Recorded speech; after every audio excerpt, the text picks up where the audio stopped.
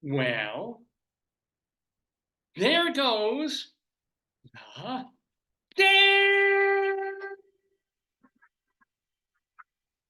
Daverhood. Good morning, everybody. Oh my God, I didn't even know with what item I was going to start this 946th episode of The Dave's Gone By, Facebookio podcaster programming over the stream. Because I have a cute little thing to show you, and we got stuff to talk about, and we have guests, and we have segments, but my darling and wonderful wife has just discovered an important item in her feed, her news feed. I just sent it to you. Oh, well, send it to me where? On your email, right? You could do it in your email and you could share it. Well, yeah, hold on. To which email? The red one. Red. Right, but you send it to my AOL? Oh, all right, hold on. Let me check. Please hold on, I'm checking. And Mamke and Ocho. It's unbelievable. Yeah, oh, okay, it's come here. Hold on. You've got to scroll down for the picture. It looks like it's eating its shit. All right, here's the. Let me tell. I don't even know what. I mean, I just saw this like 4 seconds ago when you guys have seen it. So here, oh my. I'll read it and then I'll share screen so that you can see this. Elusive octopus squid with world's largest biological lights attacks camera in striking new video. Oh, and there is live science. I don't want. Hold on, I gotta click that. I didn't see the video. There's a video. It says I don't. The video of it. They were videotaping that. Yeah. Well, I mean, if you can bring a camera down there, I guess you can bring a GoPro or something. It's just taking forever to load up on my. Come on! I didn't want to click on that.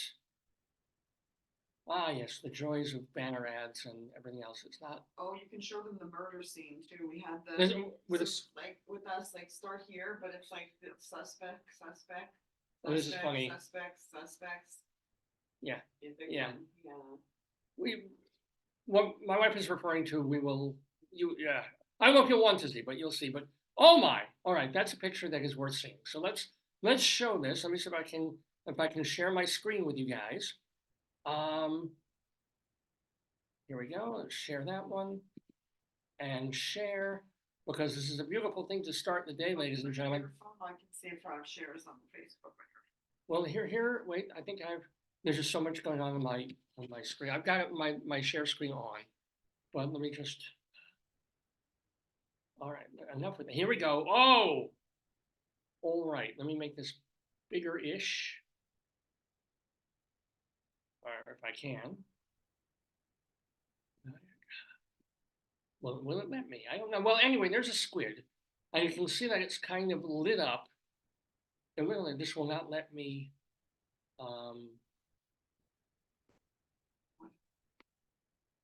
It's not letting me like scroll or do anything on this page. There's just too many ads and too many whatevers. I can't. Just read it through and tell us about the giant squid. Anyway, there's a giant squid. I mean, I've got to X that out now. Or literally, it's making my laptop scroll and work, and you can hear the fan going. So there's something really. Oh, good. All right, it stopped. All right, let me stop sharing this. I'm not going to do that anymore. Hey, but apparently a squid, is it an octopus or a squid? They call it an octosquid. It's a neon meat dream of a octofish. If Gary Lucas is watching, he'll know exactly what that reference is. But that apparently lights up by itself. It's one of these illuminescent underwater animal creature things that can light itself up. And by the way, I don't have my music sound on. I don't know where that is. But anyway. What do you mean your music sound? Oh, they usually give me a thing to click that says, but it's not doing it. So. When you start Facebook, when you start Zoom, it'll ask you to. Yeah, but I didn't click it now. I can't find where I can click it. No, well, I don't know if they decide to sing. I don't know what'll happen. But we do have a couple of musicians coming. I think it's only if you're playing recorded music, but I don't know much. But wait, here we go. I'll give you the thing.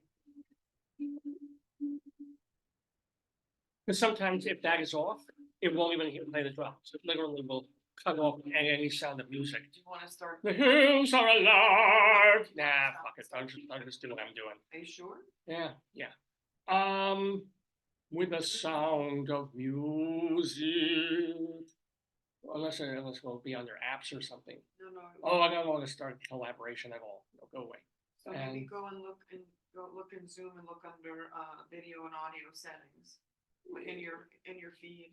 In my in your dashboard when you're in Zoom. Yeah. Can you show me your Zoom screen? Meeting. Let's see. Start share. Please recording. Enter minimal view. Speaker view. No, it should be on the bottom panel. One of these bottom panel things. Read what it says. Choose virtual video filter. Hang on, Okay, I'm gonna type. or video settings. I really don't want to mess with it, but yeah. Is there a way to turn on the music option in Zoom when you're in a meeting running it? Original sound for musicians is clicked on. Good. So that's all right. High fidelity music, echo cancellation. Connect audio in the top. It's in the southwest corner of the meeting. Current status of original sound is indicated. Click. Cool. All right, I think we're good. I think we can start the show here on this Saturday, June 1st, 2024. First Saturday in June. I'm Dave Lefkowitz. That is my darling and adorable wife, and we are here. Look what I picked up when you were talking. Look what I picked up when you were talking. It said Fun Dave. That's me. That's me. Dave from Dave's Gone By. A mix of humor and culture and interviews and nonsense and craziness and squids. Squids that are maybe octopuses or octopuses that are maybe squids that then light up and attack cameras that go underwater. Or would you like to do show the murder scene? Well, that's all right. Let's do that. Well, so you should say that your pictures of growls and the growls are not related. Yeah. So, how did this even begin? What caused us to do this? Because just don't show anything with my writing. Okay? No, get rid of that. So I'm going to show you. So it all began. Yeah. I mean, my wife and I watch a lot of murder mysteries, British murder mysteries, BritBox things. So it's always on our minds of like these cozy it began with murder things. Lobster eating, and then scroll to the pooey, and then scroll forward. It'll show you. So first of all, this is how murder mysteries begin.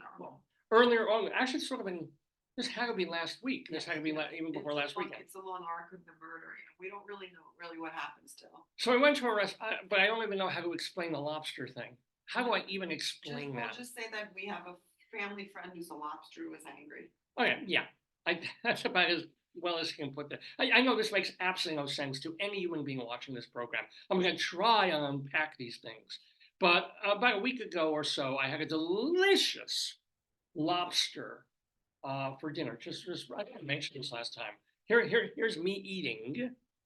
Here is me eating lobster. I mean, it's just pure like cold water, a little bit of mayonnaise, lobster out of the shell. They do all the hard work. Yummy, yummy, yummy. But it is upsetting to one of the fake friends that we have who is. How do I even unpack this? As one of the characters that I do not do on the show, but I do to entertain myself and my wife, I invented an old, and I mean old, 99-year-old Jewish lobster who talks like George Burns. How do I even? So, and I do a lot of times, sometimes my wife has trouble getting to sleep, and if I talk to her as this 99-year-old Jewish lobster named George. You sure you wanted to bring this up? We'll keep going. Yeah. Then after that, he was angry. So well, George saw me eating an actual lobster at a restaurant and got mad. And has been vowing revenge and vengeance and all these things. Okay, I get that. That's where this was. Here's me eating the lobster again. So now George is really angry at me. You'll see the murder. But how is that connected to? Oh, there's Mr. Trash Wheel again. I think you're going the wrong way. The Hook Man. Well, no, that would have been well, maybe I am. Yeah. Here we go. All right, me. All right. Now, oh yes. All right. So, this is wonderful, and this involves some unpacking also. many years ago, and I'll do this as quickly as I can because I told this story, wow, 2 decades ago.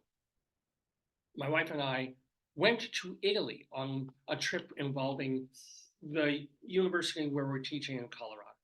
And we brought young women in a certain program as part of it was kind of a school-ish university trip to Italy to study, aging people there and people who survived. Was it an earthquake? Yeah, it was an earthquake.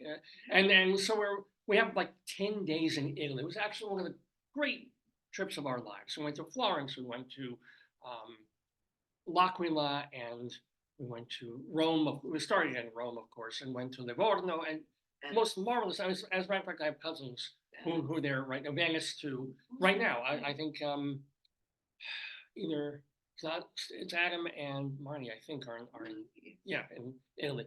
So we were there, and rather than be amazed by the Colosseum in Rome, which once you walked around the Colosseum one time, it's boring as fuck. No, you were thinking of the Il Duomo.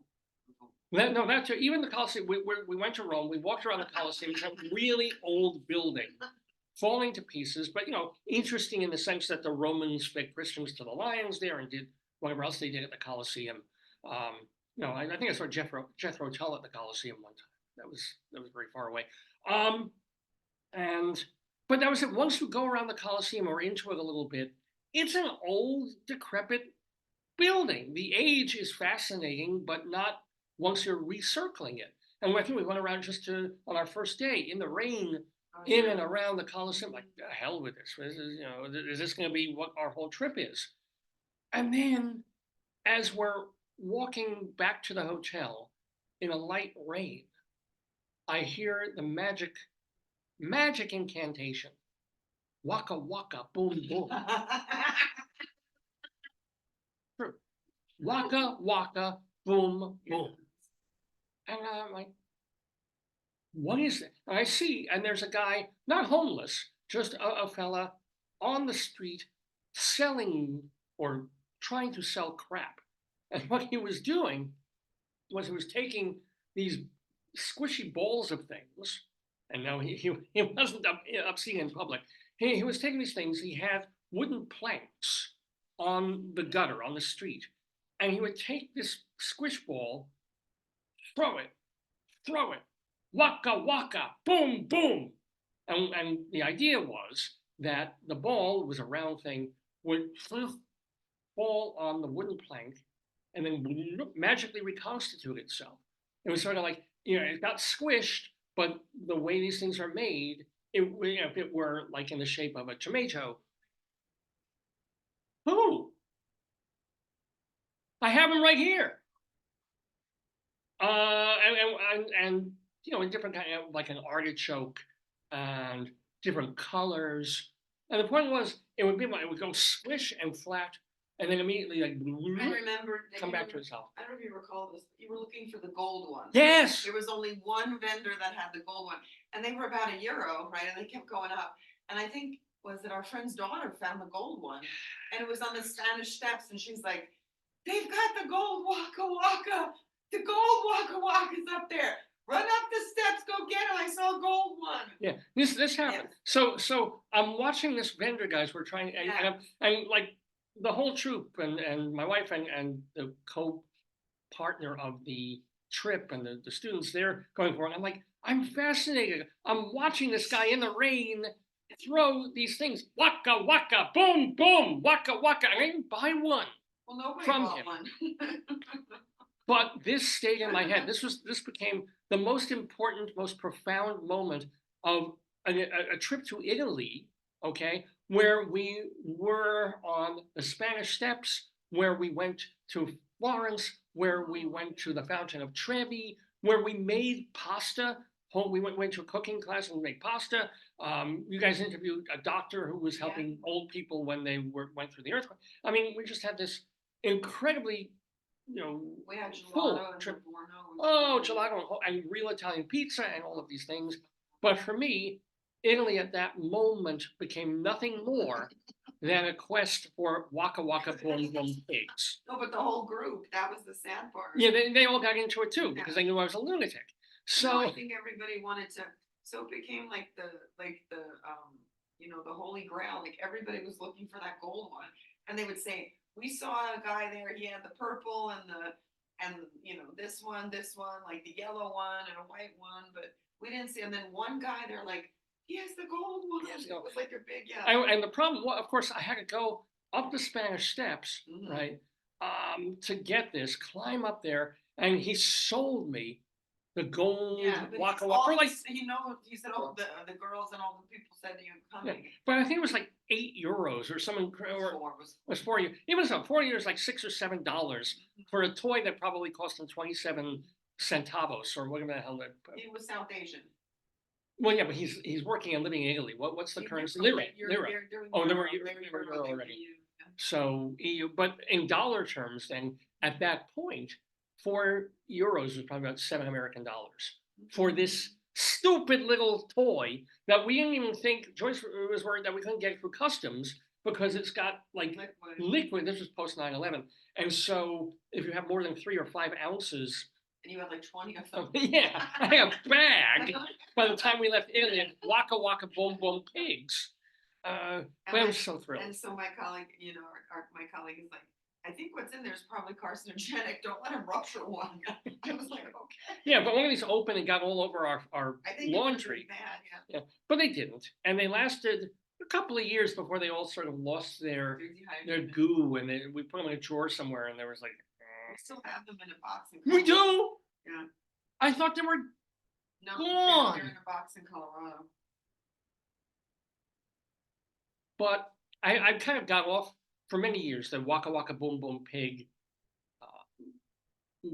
jag that I was on. It was a thing while I was in Italy, and then for a while after, and then it was like I got the Waka Waka. Let me get back to potatoes. It's no big deal.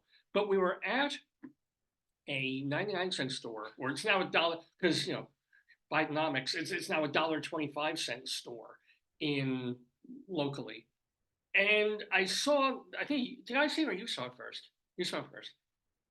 You also have others that are not this shape. They have the round but this, because I was off the jag. That one, it was an egg. Yes, an eyeball. An eyeball, an egg. I think we had like a frog. They were different things. Yeah. They're called splat balls in America. Yeah. They weren't called that in Italy. I don't know what the hell they were called. It was called Waka Waka. I think the man said that's only one guy did that, and I think he did it because he said that's the sound like Waka Waka when they hit Waka Waka, boom boom. That's what he heard. He made that up, and that became profound. That was his selling pitch. Yeah, and it worked. He made me want to buy Waka Waka boom. Oh, you know why I call them pigs? The ones he had were pigs. They were pigs, yeah. They had little pig faces and snouts and things. Some of them, some were other stuff. They were a lot, And in America, you can get them as tomatoes. You can get them as different shapes. Oh, we have tomato and egg, yeah. But we saw, or my wife saw this in our local store just this past week. So of course we had to buy it, and it was not $8, but $1.25. Here it is. Yes, ladies and gentlemen, it's a piece of shit in the shape. In the texture and consistency of a splat ball pig. It's a Waka Waka Boom Boom Poo. Here he is. And he's very like, see, you can do all this to him. Most wonderful thing in the world. Here we go. Isn't that great? Isn't that wonderful? And then you seem to like destroy it, and then it comes right back to itself. Wonderful. And they're called squishy toy or jouet spongeux. What does that mean? Squishy beads, except I don't know. Listen. What is that sound? Is something leaking? Oh, is it leaking? This is whatever's in there. Sound I make when I masturbate. Listen. No, that sounds like it's leaking. Don't touch it. It's not leaking. It's internal. Do not puncture the outer layer. Okay, avoid. Well, if it says that, that's a problem. And avoid direct sunlight. If accidental contact occurs, wash with warm soapy water. Please retain packaging for future reference. Okay. Just also, if you put it in the packaging, it's going to last a lot longer. They won't dry out so quick. So, but this is our from first in more than a decade. My Waka Waka Boom Boom Poo. Here he is. And yes, I haven't lost the thread of how we got into this. So understand. So there's There's me eating lobster, which goes against this character that I created, a 99-year-old George Burnsy's vaudevillian lobster. And then we see this in the 99-cent store. How does that connect? If George wanted to murder me, how does this turn into a murder mystery? Well, what happened at that point? I don't think he wanted, I think it became like just murder, and it was like Nick Cave's murder ballads. Someone had to get it. And unfortunately, Pooey was in the. Yeah, so Pooey, here's me. When we first got Pooey, I took him out of the packaging. I was so excited. I was so happy. A brand new Pooh, a brand new squish toy. Here's me blowing him a kiss. He doesn't smell, by the way. It smells like latex. It's not like a scratch and sniff where he actually smells like excrement. I sometimes smell like excrement, but he doesn't. Here's me giving him some happy side eye. All right. Everything's fantastic. Everything's fine. Is that a bunny? Is that a butterfly? There's a picture of our oh, I think the flowers we took for our friend. All right, I'll get back to that. I'll get back to that. I'll get back to that. And then one day, I get up in the morning, I go make breakfast, I come back to the bedroom, and this happens. So, New Pooh is what we call him.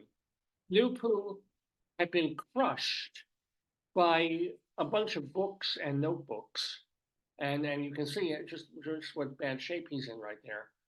Who did this? And we had a number of suspects.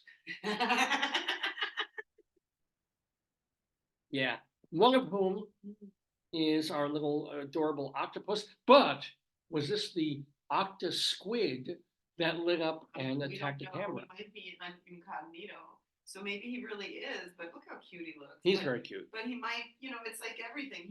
That might be his his non-pathologic form, and maybe he can morph himself into a form that's very form that's very lethal, but he looks very cute there. He's adorable. Well, yeah, but it's the cute ones. I mean, he doesn't look like he would do anything. He looks like a nice little baby lobster. It's always the cute ones that get you. Here, but by the way, these are things that we keep in our, we have a pretty tidy house, and yet we keep some stuff in our bedroom. Could it have been Clocky, who obviously, in terms of planning, would have timing right? But also has more weight than a lot of the other. That's right. Like he's made of like plasticky wood, so if he wanted to fall or hurt somebody, he would. Right. So he could have lifted he doesn't have arms, but he could have lifted the books, plopped them onto Pooey, and that could have happened there. And then this was going on between Potato and another piece of feces. This is our poop happens. I don't know what you call it, a toy or person, and Potato next to him. But what was going on with them? I'm gonna have you. They were wrestling. Yeah, they were wrestling in a Greco-Roman sort of way. But they're big enough too, because you said the tiny little octopus would not be able to lift the books. Yeah, he's got 8 arms. I think that these guys are, but Pooh has no arms. Pooh has no arms, but Potato could be the arms, and Pooh and other Pooh could be the legs, and then it could even be our humidifier. Did you know today that it's not raining, FYI?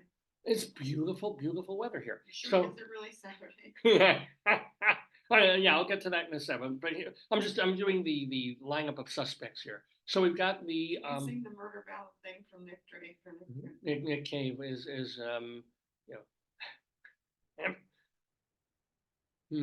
have mercy on me, sir. I have no way to, well, or I could do Stagger Lee, which is much worse.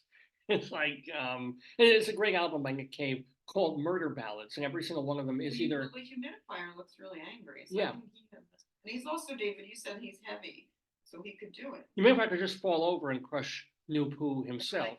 Knock the books on him. Or we also still have Mr. Nosenbloom on the wall. But you said he can't leave the wall.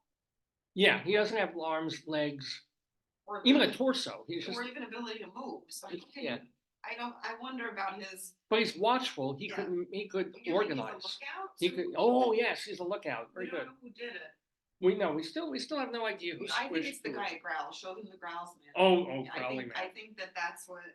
I think he's involved. He looks too, So also in the midst of this, we went to a local market that we go to fairly often, fairly locally to where we live, because they have, um, a mix of regular stuff and also more organic-y, high-quality things. It's called Growl's Market, Graul, Growl's Market. And here I am with, again, this is me with a poster, but it's kind of lifelike there. Well, I don't know about the poster. So have a Growl's day. There he is. That man knows something about the murder. Do you? Louis. That's, I mean, the smile is hiding something. It's got, I think he knows. yeah. Either that or he's Mormon. Well, It's we one of used the to see two. him there all the time, and now we don't. So I wonder what happened. Maybe he ran away because he knew he was like he might have been a witness, Yeah, maybe he didn't have a Growl's day. or maybe he was a witness and he didn't want to know. And then also, at the same thing, this is kind of cool. This is, here we go. You know how I love me some puns. This is a poster they have at the supermarket called Herb Humor, as opposed to Herb Humor. Are If they you know anyone different? named They have Herb. jokes about different herbs. They do. Oh, Oh yeah, that Elvis was the Parsley. poster. Yeah. Elvis parsley. I can't. Can you read them? I can try. Here we go. Say it ain't cilantro. Yeah. Okay. I saw Elvis Parsley. Okay. Yeah. Right. That's sage advice. Oh, is that a humorous thing? Supposedly, Oh, okay. we were meant to be. All right, that's cute. That would be on a Hallmark card from like a Valentine's Day thing. I like that. And then what is this one? There's a legacy one.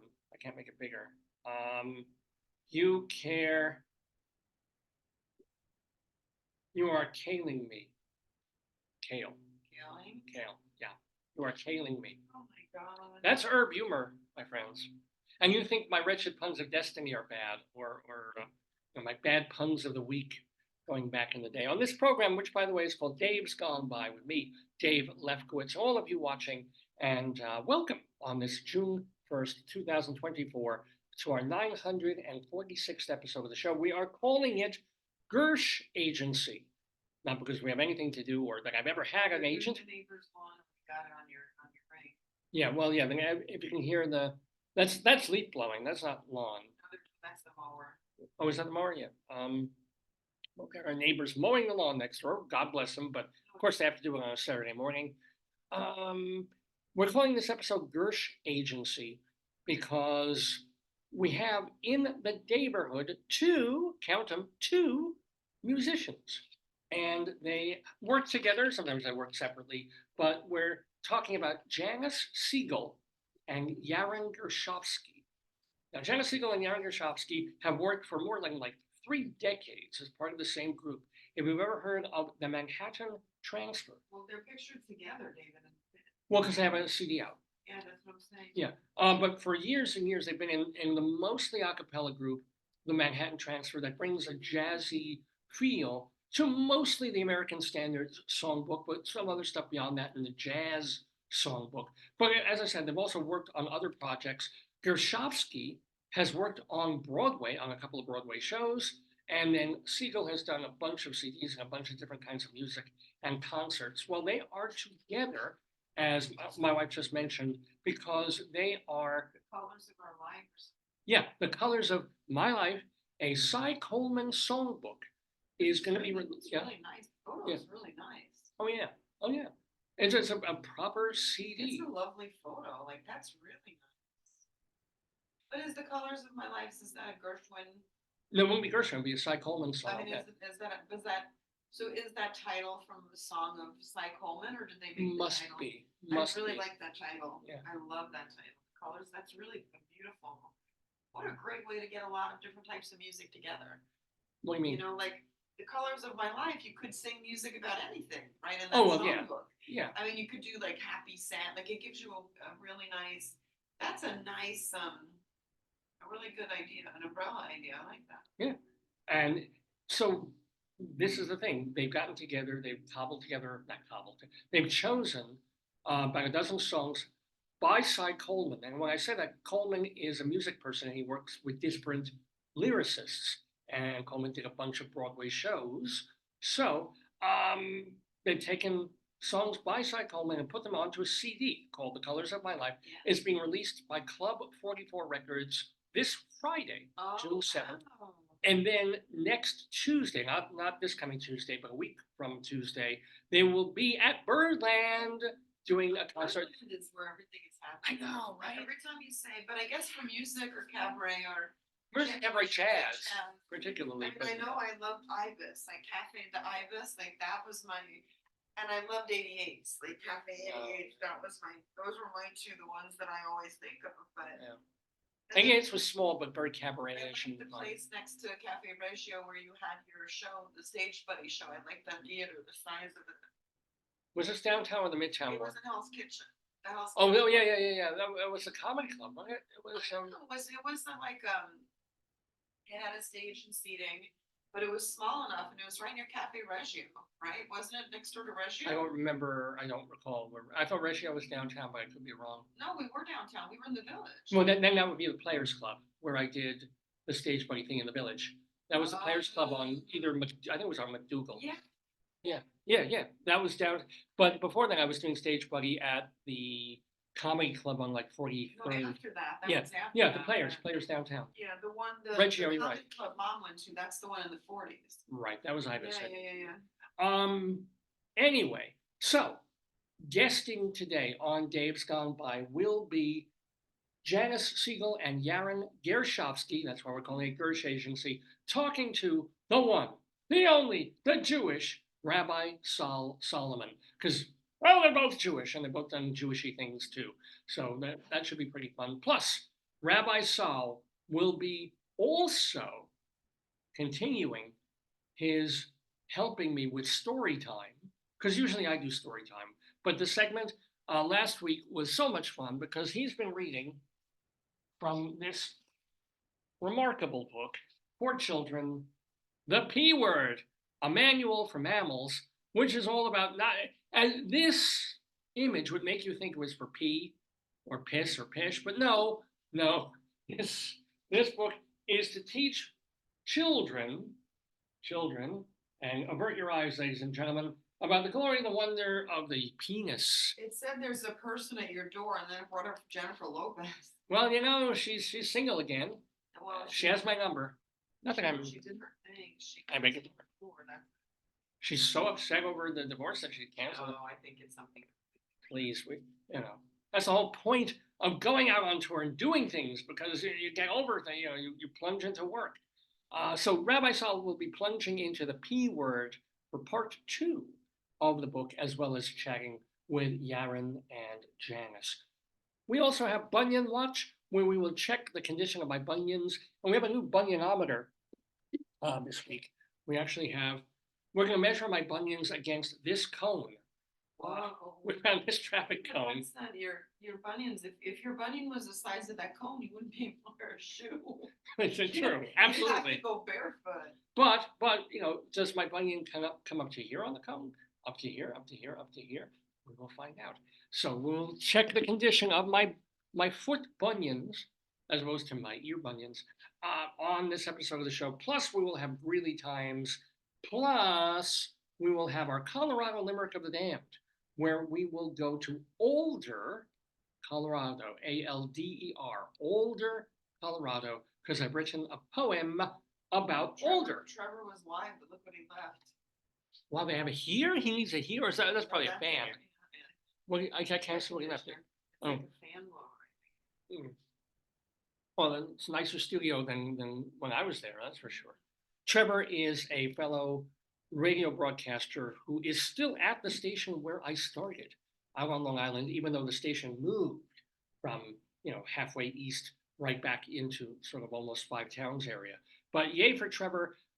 Trevor Vassell, gospel radio broadcaster at WGBB, just won an award, or was nominated for an award a couple of weeks ago for that. So yay for Trevor. And he goes live, he streams live, which I think he learned from us. I think we were doing it first. Yeah, I think he credits you. He's a very supportive man. Yeah. He's like, hey Dave, how you doing? He always writes in, So I have a question before we get to the other stuff and the actual segments on the show. I do have a question that comes up with this. So I get these, we all get these circulars still, We don't get a lot of spam mail anymore because of the internet and all, but we don't get, not spam, but junk mail. We don't get, I remember back in the 90s, half my mail, I'd open these envelopes, it's like crap, it's like a fake solicitation, a fake bill, it's this. Now you don't get that much, but we still get the occasional circular with coupons I might be interested in. So I'm seeing this, I'm seeing like, okay, here's a thing for windows and window treatments. We don't really need that right there. I'm sorry, completely unrelated, completely in the middle of this. I noticed this morning. There's a question, there's an important question being asked. What is it? What does a cantaloupe? What does a cantaloupe? What does a cantaloupe have to do with nothing? Nothing. Nothing else. It's a cantaloupe. You know why I think it's the growls, man? Oh, maybe. It's that her humor. I mean, I don't know why. I admit now that I'm looking at it, I read it wrong this morning. I was still half asleep. So I thought it was like, what does a cantaloupe do? Which really struck me as hysterical because Nothing. It just grows and gets eaten by humans. Exactly. Yeah. I'm sure within like 200 to 300 years, scientists will discover that a cantaloupe screams when you slice into it. They go, revenge on all humans. But until then, no, cantaloupe doesn't do much of anything. But this is, what does a cantaloupe have to do with, no, it has nothing at all to do with anything. Anything at all. Not that this show has anything to do with anything at all, quite honestly. What else? What else is there to talk about? What else is has been in our lives this week that we can mention in these difficult times in all possible ways? It's not raining. It isn't. Oh yes, you mentioned that before. And you know what you're gonna try today at Mission Barbecue? Are we gonna try the new? Are we gonna go shopping there today? Yeah. Today, because we need a lot of food. Yeah, we do. Yeah. But we don't shop at Mission Barbecue, David. Oh, I do. I do. Let me see what they have. I get my ketchup there I free. have your Facebook up, but I want to look for another thing. So Mission Barbecue, and we belabor this every week, but and we will belabor it until Belabor Day. I'm gonna write what's on your mind. I'm gonna say Hungry Mission Barbecue. Hungry Mission Barbecue, because they have apparently, allegedly, changed their black plate special. We were warned that on Memorial Day they would switch off. They do every 6 to 8 weeks. They change their big weekly or their big special, which is a reasonably priced, more than usually reasonably priced entree that isn't on their regular menu.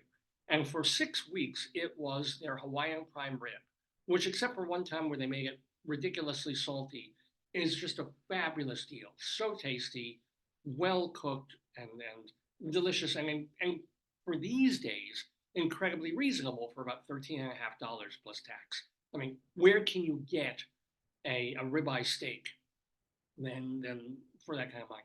Cooked, prepared, seasoned. But then, as George Harrison would have said, all things must pass. And now it's time for Mission to change its black plate special. And I was alerted. I'm saying you're feeling hungry, Mission Barbecue. Yeah, alerted ahead of time. Oh, yeah, that's very cool. You can't have like a big bone or a rib in there or something like, or. I have Actually, no, because this would be a sandwich anyway. Oh. So we're going to Mission. I can put activities. And if we go there today, their new black plate special is smoked pastrami. Barbecue. Now you're talking Jew from the old school. David eating barbecue. Yeah, I mean, oh, that's the color. That's the color. Smoked. Look what it says. Eating barbecue food. That's hilarious. Let me look and see if I can find it. It's Mission Barbecue Black Plate Special. Okay. You just talk. I'll look. Sorry, honey. Smoked. You have me with smoked. Oh, here we go. Pastrami. You had me with pastrami. And we don't live near, like, when we're on Long Island, we live near a bunch of delis and kosher style delis. This is, oh my. David, focus, wait. Focus. My dick is hitting the table right now. It's like, look at this. Here it is. Oh my God. It looks like a steak. I know. I guess it's slices. I guess they don't put it in a Sammy. I don't know. No, it's not a sandwich. It's a dinner. Our newest black plate special: smoked pastrami, slow smoked to perfection, and a side of kicking collard greens with a touch of heat, and save room for mildly spiced creamy carrot cake. Oh, no, we don't. Man, if they give it to me free, I'll eat it. Nobody Buy- has to try it. Yeah, you probably have to buy the collard greens too. The one thing Mission Barbecue should do is they give you a free slice of cornbread, which is very nice. But it'd be nice if you got a meal. It'd be nice if they do the Colonel Sanders thing of, But they don't like the greens though. oh really? Ooh, They find the potatoes addicting. oh good, all right. And then someone said, do all of them. Oh, okay. What? Someone said, do all your locations offer pastrami? My DH, I guess, daughter is looking forward. And they said, yes, all Mission barbecues are serving smoked pastrami black plate special. And they said, when is it coming? And it said, last year we served these in March to check up for. I don't remember that. I don't remember that at all. I don't either. I never got to. How did I not try? From 2019. Oh, no, there you go. That makes sense. All right, well, it's okay. It's still going to be I hope it's not the same hunk of pastrami that they're slicing from 2019. That would be a problem. Aged beef is one thing, but 5-year-old aged beef, I probably won't want to go for. But yes, so probably going to try that today. Smoked pastrami. So this is something I'm looking forward. Not a lot of things I've been looking forward to over the last couple of weeks. I gotta tell you, everything is on some level turned to shit. Not quite, but a lot of things that we thought were going to be pretty great are turning kind of shitty. But not Mission Barbecue. One hopes. Looking forward to checking that out. So what? With the black plate special we order online, I'm gonna see. Oh. It says it's closed, opens at 11. Oh, that's right. Yeah. Meat market. Signature. Do they have the black? You talk here. I'll look for the black plate. I don't know. Yeah. Well, I mean, usually when I go in there, it takes them less than 5 minutes. That's one of the other things. Mission Barbecue is really a fast food place. You go in there, they've been cooking meat since like the night before. So if you order even a steak or a prime rib or That's the real one they showed from. or a smoked pastrami special, I mean, it really shouldn't take them. It usually takes 3 minutes, sometimes 5 at the most, to plop it in a box. That's after you stop drooling. Look, it says you can get a XL or XXL combo. If you do an extra large combo XL, you get a fountain drink. Yeah, you get a fountain drink and you get And if you do a dessert. XXL, you get 2 sides and a fountain. Two sides? Yeah. Yeah, but I think you pay like $6 or $7 for the But you XXL. get like French fries or mac and cheese. Well, yeah, but back in the day, add $1 for a beverage and a thing. Now it's like $7. It's the cost of another meal to add on a side and a beverage. I don't know what they give you. I don't know what the sauce is. What's this sauce, do you think? On pastrami? Yeah, that's. You shouldn't have, well, maybe ocean, no, because it's not roast beef. There's gotta be some. No, I don't. With pastrami, it should be juicy. It should be juicy enough that you only I just need ketchup or maybe mustard. Mayo? Yep. No, I'm Jewish. It won't be mayo. But pastrami on rye with a pickle. Pickle they should serve. That's what they should have on the side. Is a nice pickle. Spicy brown mustard. Spicy brown. Okay, I'll do that. Yes. Yes. Yes. So, yes, I have something to look forward to today. Hooray. What else? What else can we mention or talk about? Yeah. I assume you don't want to go political. No, in terms of the legal thing that happened this week. I don't want to deal with that. I have a migraine. Most of the people that we dealt with in New York are celebrating the last 2 days. That something magical has happened. Is this Trevor? Let me see. No. Well, he might have had a guest. Are you kidding? That's not Trevor. That's not Trevor at all, no. Oh my God. Maybe it's his fellow elder at his church. But no, it says Trevor Vasquez is live. I think we got to put out a kidnap alert for Trevor. An Amber Alert. Trevor is like my age or a little older, and well, maybe a little younger. But Trevor is that gospel guy we were talking about, who is supposedly live right now, except the man sitting in Trevor's chair at WGBB is an alien body snatcher. It is not Trey. He's larger than Trey. He has a beard. Probably does not sound quite the same. And he's playing satanic music. So No. we know completely that it couldn't possibly be Trevor Vassell at WGBB. So what else? What else? Well, again, I want to remind you, don't go away, because in 15 minutes we have Janis Siegel and Yaron Gershovsky stopping in to talk to Rabbi Sol Solomon about their new CD, 10 o'clock, Oh, wow. with the music of Cy Coleman, and also they're going to be at Birdland in a little over a week. Plus, we have Greeley Times coming up. Let me do Bunyan Watch, and then we'll have our Colorado Limerick of the Damned and Rabbi Sol Solomon reading from the P Word, part 2. But you know what? I'm feeling my toes too numb to step. Only leave my boot heels gently wandering or something like that. Gonna lower this down. Very exciting, ladies and gentlemen. So, oh, you know what? I'm gonna get the music playing. Better, I should really get the this is an important segment where every week you get to check the size, shape, color. The hell with the colors of my life and the colors of Cy Coleman. Check the color of my bunions. See how they're doing.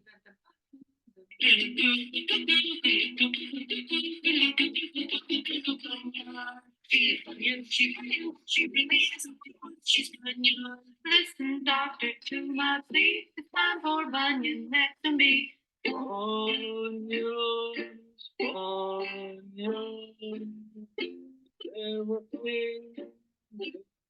bunions, Street of mine has got to go. Please get these bunions off my toes. I have the blood put around this hand.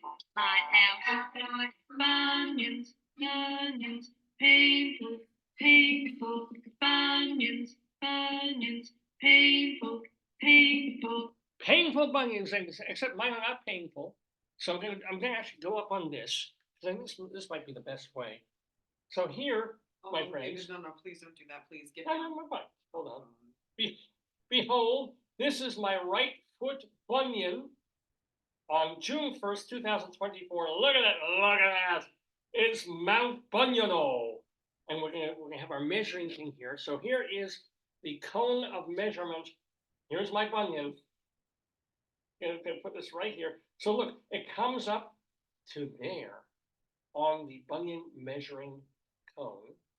You can see that it's not particularly red today. I mean, it's hard with this light, the light's not angled. Well, I mean, it's a little pink. It's always a little pink when I do this. There it is. God, that looks like a horrible pus pimple. But it's fine. It's fine. My bunion is just fine. This one I'm gonna keep the sock on, but you can still see I got a bunion there. Let's measure this bunion. Now you have to deduct like a 1/4 centimeter of sock fabric, which is adding to the height slightly of the bunion, but still, these are the conditions today of Dave Lefkowitz's bunion here on Dave's Gone By. Coming down from the chair, and wasn't that exciting, ladies and gentlemen? Wasn't that just one of the most thrilling things you've ever seen? Bunyan Watch here on Dave's Gone By. So, let's see, what else do we want to mention? Well, let me also say, I usually save these for later in the program, but I don't know if you know about this. I don't know if this passed you by, if you read the Times obituary, but a couple of days ago, we lost Jack Benza. Now, and who's Jack Benza? Jack Benza might not know his name, but if you cared about really good television from like the 1960s onward up through like the 10s and zeros of the new century, and you watched public television, or back when I was watching in New York as a kid, NET, before it became PBS, Jack Benza was that guy. This is the guy who basically created PBS Great Performances, and the guy who did American Playhouse. And then was it American Masters, if you watch that series of documentaries. So he was doing these public TV documentaries long before anybody except real film students and folks like that were bothering with documentaries. It's amazing the sea change that cable and streaming media, particularly streaming services, have made in terms of the desire of the public, the general public, to watch documentaries. Because when I was going, nobody, there were specialty things. They were playing art houses. So you see Barbara Koppel's Harlan County, USA, or something by Errol Morris. And if you heard about it at all, it's because Siskel and Ebert noted it and said, oh, go watch this. And it didn't really start to change, oddly enough, until Michael Moore with Roger and Me. And then we were just talking a week ago about the late Morgan Spurlock and Super Size Me. And that kind of helped push documentaries into the public mainstream. Ken Burns also, when he did the Civil War series, that sort of people who wouldn't ordinarily care about nonfiction were suddenly like, ooh, this is a, but Venza, man, with that and with broadcasting live from Lincoln Center and plays, and I think he was the first guy to do like a play not specially cut down for television or reworked as a teleplay, but just bringing cameras into a theater and showing a play done the way the playwright wrote it, or sometimes in front of an audience, doing that in American Playhouse. So Jack Venza passed at the age of 97, not too shabby. The man won 57 Emmy Awards. 7 Emmy. How Because do you do that? his career Yeah, lasted. but that's a ton. Yeah, well, he produced. I mean, he didn't necessarily make every episode of everything. His name was on there as executive producer. He got the stuff together. He found it. He chose. He said, "Oh, okay, this looks like a good film. Make this what you need, and then broadcast it." That's awesome. Absolutely. I mean, considering what he brought to the table Yeah. and how he elevated the level of culture Yeah. on television and His eye. in America, it's just His imprint. yeah. So a big sad farewell. I'm not. I mean, he lived to 97 and he retired a few years ago. But an incredibly, profoundly thankful farewell to Jack Venza and all he brought to. I mean, I was watching great performance. I mean, I don't know if he did the Met broadcast. He probably did. If you go on Wiki, you can see all of the stuff that he did. But the very fact, even if you didn't watch every single time that they did these specialty cultural things, the fact that they were being done, and that was out there, and culture became, oh my God, I live in Podunk, Arkansas. I'll never get to Broadway, and then you put on public television and see a Broadway play. I mean, thank you, Jack Benson. Anyway, so we got to say a big farewell to him. And what else do we have to do before we bring in the guests of the Daverhood today? Are they in the room? No, not yet. No, we have a couple of minutes. And it's we can't do Greeley Times yet. It's like 7 minutes. Yeah. I just looked at my watch. So I'm trying to think of what else, if anything, happened this Gonna week. look for that yard sale later.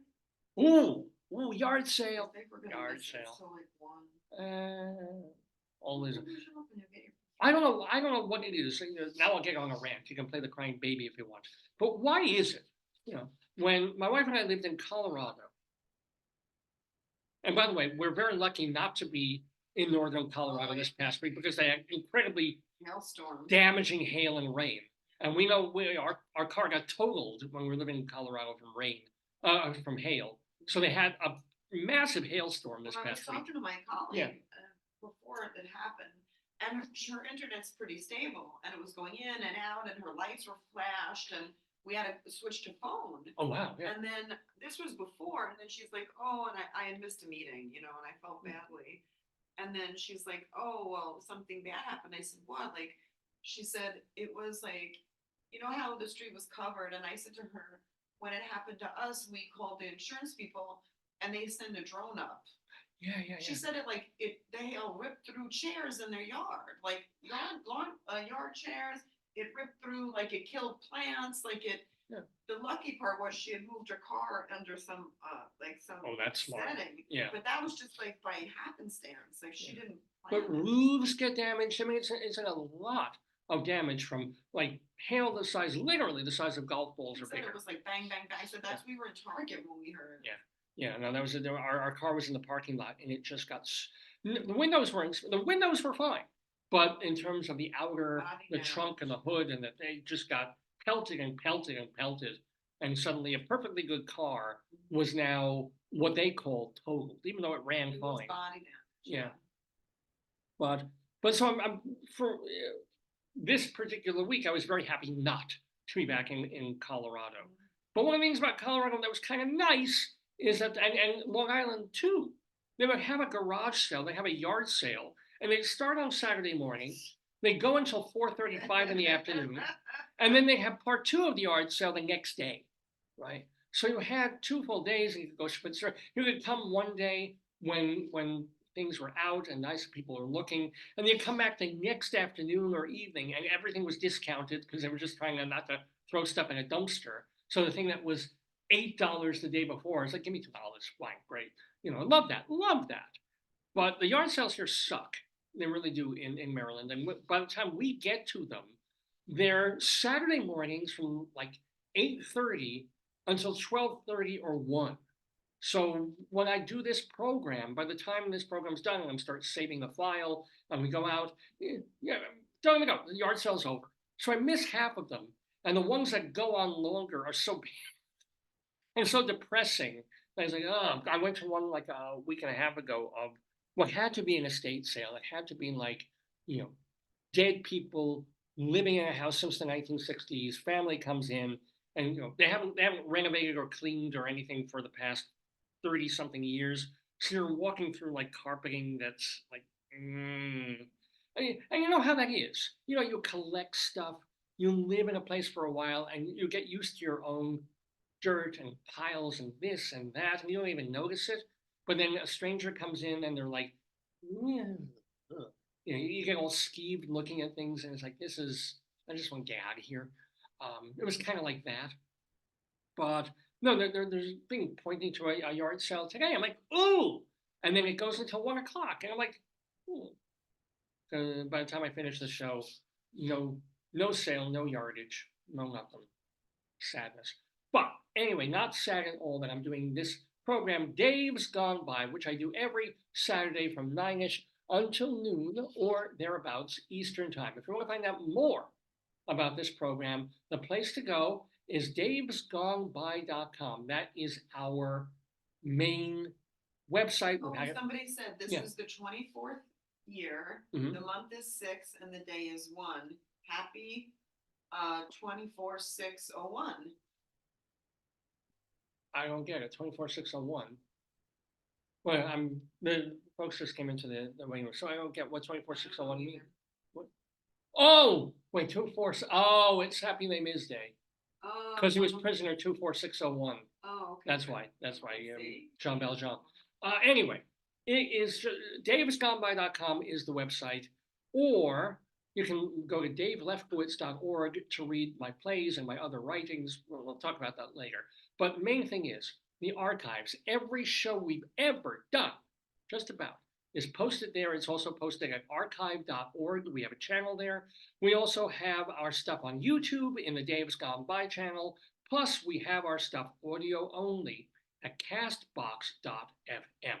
Well, as promised, we have interviewees coming into the Daverhood. These are folks who are long time jazz musicians. They've worked together in the vocal group, the Manhattan Transfer, and now they're pairing together on a special project that with a CD coming out and then an appearance at Birdland, Rabbi Sol Solomon, the one, the only, the Jewish, is going to be conducting the interview with Janis Siegel and Yaron Gershovsky. They're waiting in the waiting room, so let's get the rabbi's music up. It's ironically not vocal music, but it is klezmer-esque, his kind of theme these days. Well, that's this way. Where is it? Hold on. This is ridiculous. There we go. That's why. I think this will do it. I don't want that. Stop it. All right.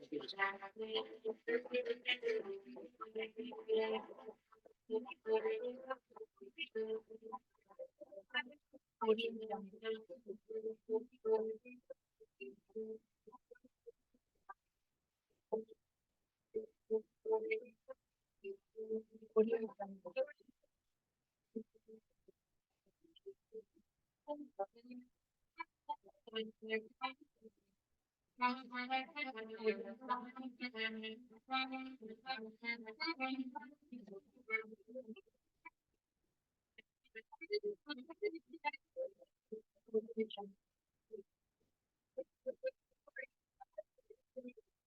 hoi, hoi, Sam it!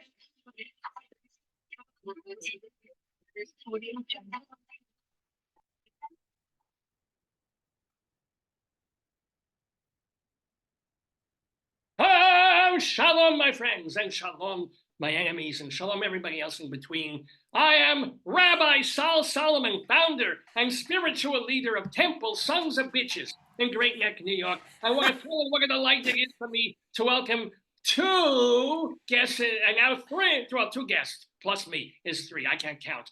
We have Janis Siegel in the Daverhood, a songstress, singer-type person, as well as a musical director and pianist and arranger and composer-type person in Yaron Gershovsky. Oh, I love saying these Jewy names. Anyway, they're with us to talk about a project that they're doing that is coming out on CD this Friday. It is a compact disc called The Colors of My Life, a Cy Coleman songbook dedicated to Broadway and Ping Pong Alley composer Cy Coleman. And we're going to be at Birdland performing these on Tuesday, June 11th. But they're right here with us in the neighborhood on this Shabbos morning.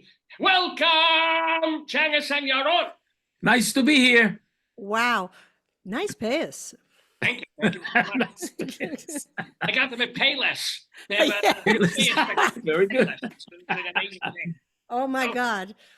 So let's get the most important question out of the way. How Okay. Jewish are you people? Yaron, you want to go first? Well, by default, I was born Jewish. I'm Jewish.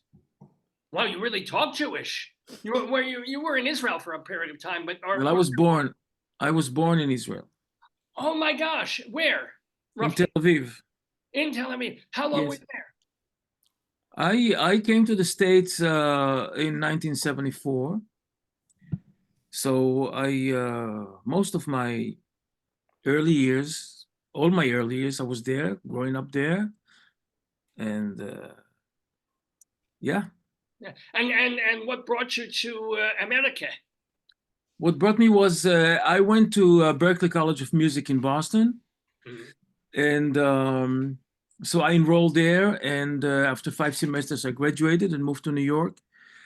And the rest of my life. You made a decision to come to the U.S. to study music at Berklee as opposed to a music school in Tel Aviv or Haifa. Well, I went to a music school in Tel Aviv. I went to the Academy of Music in Tel Aviv. And I was more attracted to the stuff that they had to offer in Berklee, as far as like the jazz part of it, and writing for big band, writing for movies, and a friend of mine that came back and went there like in the early years told me a lot about it, and I thought it would be a nice place to go to study. This is Yaron Gershovsky's story, his early years. What about you, Janis Siegel? You are, with that name, you're Jewish too. How Jew are you? Well, I was brought up, I brought up in Brooklyn and in a Jewish neighborhood, yay, Flatbush. And Ocean Parkway? no, 26 between Quentin and R, All right. which is across the street from James Madison High School. Oh, Off historic Bedford place. Avenue. Kings Highway. Kings Highway, oh my God, yes. Yes. And were you yeah. conservative? Were you liberal? Were you We were reform. I Oh. would say rather reform. almost goyish, essentially? Is it? Not really. Not well. Yeah, not really. We weren't kosher. We didn't keep kosher. Three of my brothers were bar mitzvahed. I dated a rabbi for 12 years. Does that count? It actually does. How old were you? I mean, I was in my 50s and 60s. Okay. Oh, recently, or it wasn't like Fairly recently. So, without getting too personal, but of course I always get Yes, way too please personal. don't. Oh, no. What? He Was was he a a nice man? conservative. He was a conservative rabbi. Was he a good guy? I mean, just things. Yeah, ultimately- fabulous guy. Oh, Fantastic. oh yeah. Fantastic guy. So would you have been a Rebbitzin had you guys gotten married? I don't know. What is that? Think about it. Well, no, the wife of a rabbi turns into a Rebbe. Yeah, well, I'm a rabbi in my own way, I think. In what ways? Well, rabbi is teacher, is it not? Oh, and you teach I do singing, teach. or what I do you- teach at NYU. Oh! The host of this program, the guy Dave, he has his 2 degrees from NYU, so that's his. Yeah, I teach with Lauren Kinnan, my dear friend and colleague, who's also a harmony singer from another vocal group, and we have an ensemble called the Village Voices. Okay, Duh. the Village Voice doesn't exist anymore, so it doesn't even make. No, any- that was my favorite paper. Yeah, for sure. Oh, so you're very old. You're alternative-y kind of. I'm an alternative kind of person. Yeah. Kind of poison. So here's the deal. Both of you, notice the arm motions here because I am Jewish. Both of you got involved in the fairly early years of the Manhattan Transfer. How did that come about? One of you. Well, I'll start because Yeah. I'm a founding member. Wait, no. There were 19. I read this thing. You came in like 3 years after the original, and then they collapsed, and then you were mentioned. Well, there was a original group that lasted for one record, and then they disbanded. And the founding member the of the- Manhattan Transfer that you know started in 1972 with myself, Laurel Massey, Tim Hauser, and Alan Paul. So what was the idea? At that point, you were completely a cappella, yes? Nope, never. No, I'm wrong about everything. Yes, okay. Yeah, don't believe what you read on the internet. I don't, except it involves Israel and Hamas. But anyway, no, I'm kidding. But so what was the idea? It was kind of like nobody else was doing that kind. What's the big of idea? jazz. Yeah, well, nobody. What's the big idea? Nobody was keeping 4-part harmony in the popular zeitgeist, and nobody was mining the incredible vein of American music that we discovered as people in our 20s. Again, you were growing up in a time when the music would have been everything from the Ramones to the Talking Heads to like the Stones and the Beatles. How did you suddenly get onto your parents' record collection, essentially? Yeah, my parents weren't big music. I mean, they liked music, but it wasn't like a house full of music all the time. So, yeah, we like Broadway music, which was great in those days. A lot of Cy Coleman for sure. Yeah. Welcome to the club. Yeah, I mean, this is the era. We're talking about 1972 to 71. We're coming out of the singer-songwriter era. We're coming out of the era where performers were in jeans and ripped t-shirts and playing guitars. And I was one of those people. And where there was a little bit of upsurge in people's incomes, and people were starting to dress up and go out. Glitter rock was starting. It was David Bowie, the New York Dolls. And we were very influenced by a San Francisco group called the Coquettes, who used the music of the people? Yes, acid drag, absolutely. And Tim Hauser's sister was a founder of the Coquettes, so she was involved with us and dressed us and advised us on music, and we were very interested in the incredible wit and sophistication and harmonic possibilities of that music, and no one was doing it. Yeah, and we wanted to sing. We were all thrilled by the idea of 4-part harmony. Now, Yaron, what was Yes. because you were also in a different kind of musical universe before Yes. discovering all this. So how did you come into this kind of 1920s, 30s, 40s, bringing that back? Well, my early musical education was basically classical piano studies. I studied piano privately, classically, since the age of 6 in Tel Aviv, and where I was born. And growing up in the early teenage, I started to explore jazz music. And it started with the music of Bud Powell, George Shearing, Les McCann, and people like this, Oscar Peterson, that really attracted me to this type of music.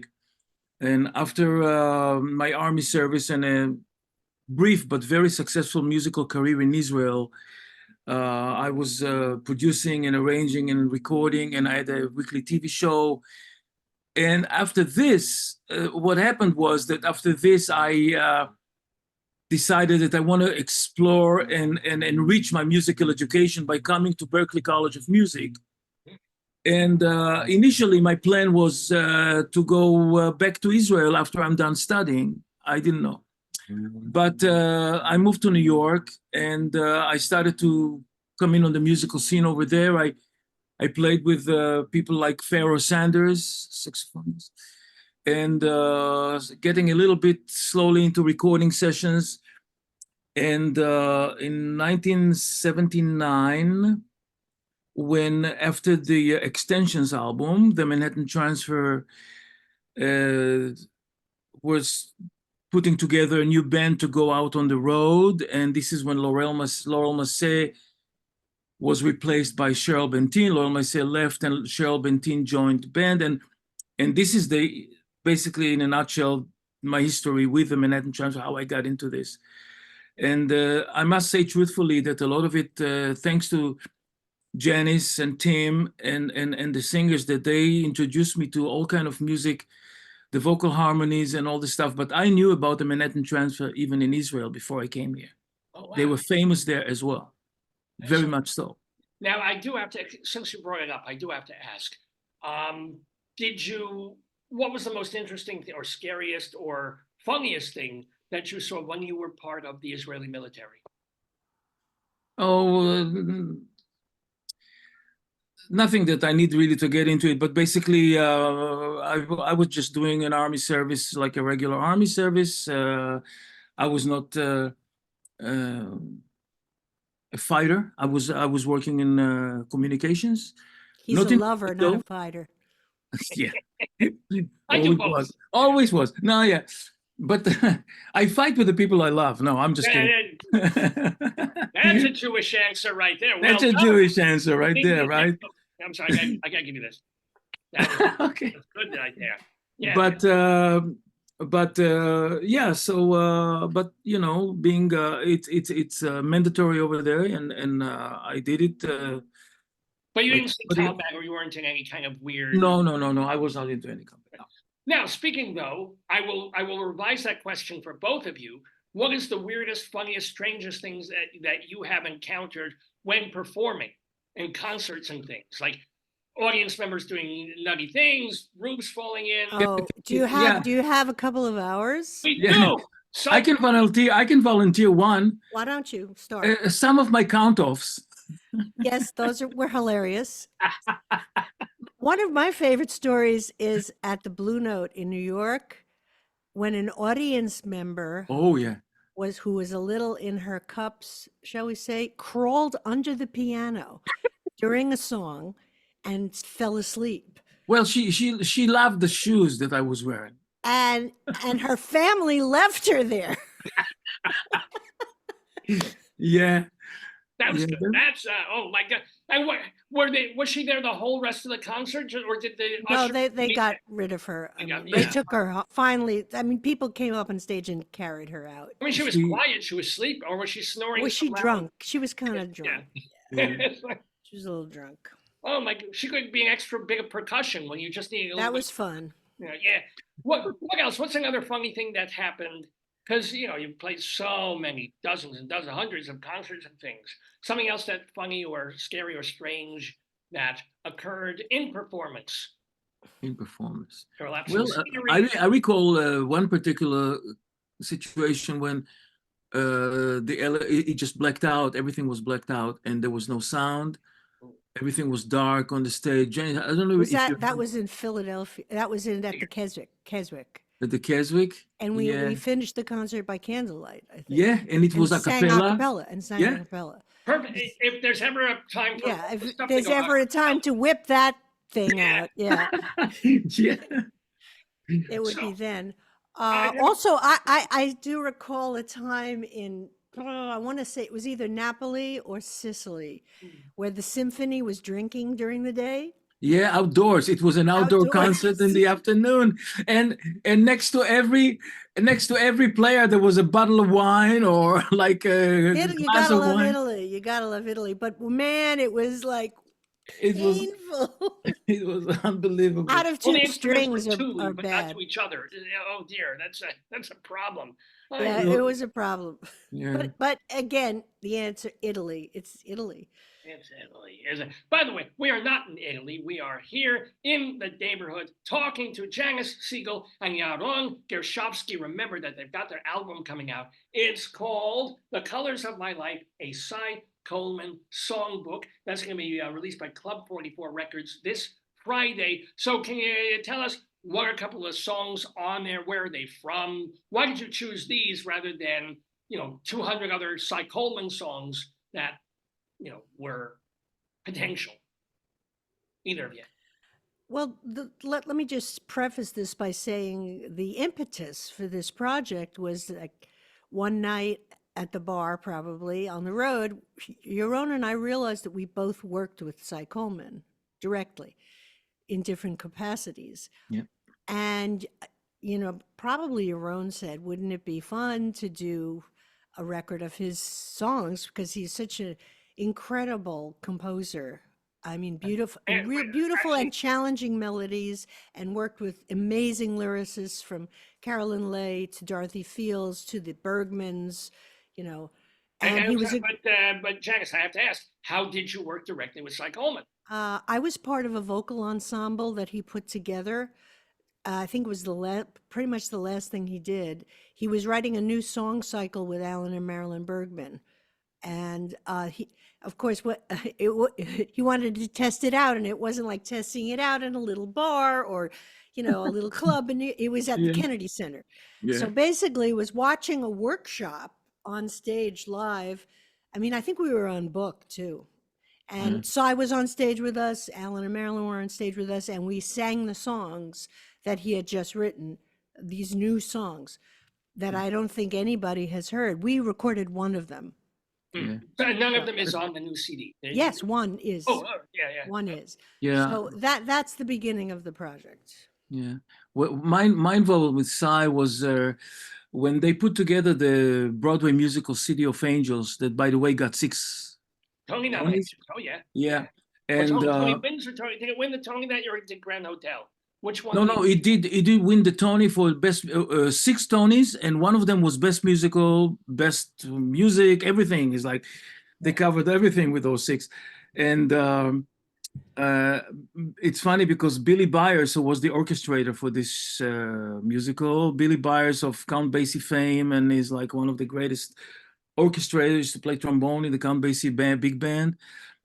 He was joking with me because he said, this was the first show that I wrote vocal arrangements on Broadway. It was 1989. And he says, it took me like almost 50 shows to orchestrate a show that got a Tony. And here you go on the first show you work on and it gets a Tony. I said, well, what can I say? I said to him, it's because of your orchestrations probably. But anyway, so Cy Coleman called me and he asked me to write vocal arrangements for a quartet that was a part of the show City of Angels. They called them Angel City 4, they called them. And they were like a Greek chorus. They were singing and commenting on things. They were like a Manhattan Transfer Group. Exactly. And that's why Cy Coleman, he says, we want to do, and he said in his word that we wanted to do it a la Manhattan Transfer vocal arrangement for 4 parts. So And I said, he wrote the music, but you arranged it for the voices. Yes, I did a vocal arrangement for this show, and that's how I work with him. So for all those months prior to the rehearsals and the rehearsals, I was closely working with him because they also did, like Janis was mentioning, the workshop they did at Kennedy Center. So he did like Becker's auditions, for example, when they're trying to get people to finance the show. So some of those were up at his townhouse on Madison Avenue in New York, that had an elevator inside, just a private elevator, and then you go up, you come up and you play the piano, and Larry Gelbart's wife, Pat, was singing, and Cy was singing and playing at the piano, and I was playing, and the quartet was singing, and that's how they were trying to raise money for the show. And then 3 months later, the show came up, and like I said, it was a very successful show. Yeah. So again, getting back to the songs that you guys chose for this new CD, what are why them? Some of them. Well, we wanted to have a couple that we felt, a lot of people don't really know Cy Coleman or what he's done. So we wanted to have a couple of songs that maybe are his most famous, and we picked The Best Is Yet to Come, of course. I've Got Your Number. Witchcraft. And Witchcraft. I would say those are the big three.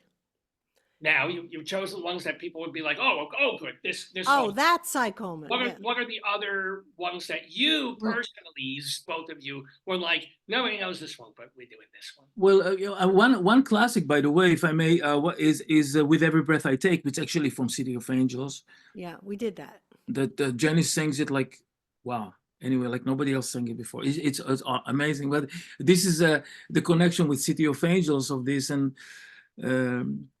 yeah, Janis, you want to? It's a very challenging song.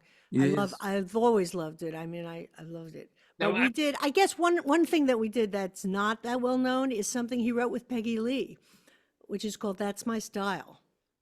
Oh my! Just Now, here's the thing. I would ask you to warble if you a line or two or three from these. So now Facebook doesn't like when we do this because of ASCAP and BMI. And Yeah, be careful. How painful that is. But the thing is, so we risk being muted or something. But would you like to? Would you like to give a little bit of it? would I like to? morning. Not No, you don't really. Okay. I would like you to buy the record though. By the way, from Club 44 Records. 44, right? I mean, let me go get a copy of it right now and I'll show you. Yeah, well, please, show it on the thing because we can't. Yes.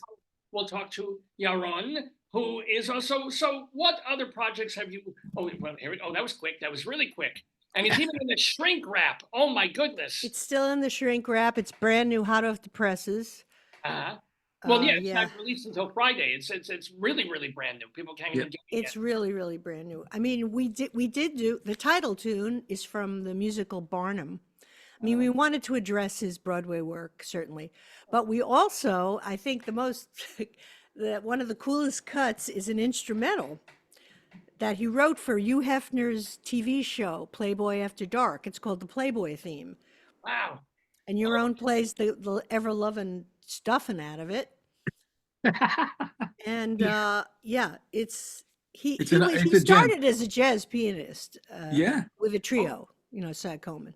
So he's from the Bronx too, so that's in his favor. Coleman, but let me also, getting back to also the previous things we were talking about. And Janis, you mentioned that you were a founding member of Manhattan Transfer, but you left it not kind of recently, didn't you? I read somewhere. No, we retired. Well, all right, why? Well,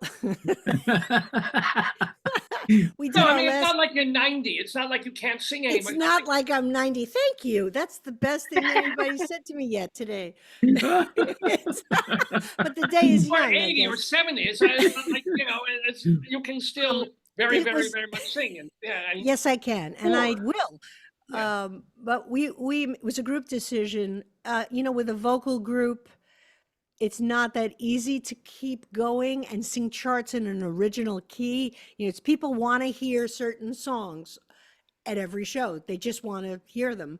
And it's hard to make that keep sounding good without lowering the key so much that it's muddy, for instance. And also some of my partners just wanted to find some other colors in their life.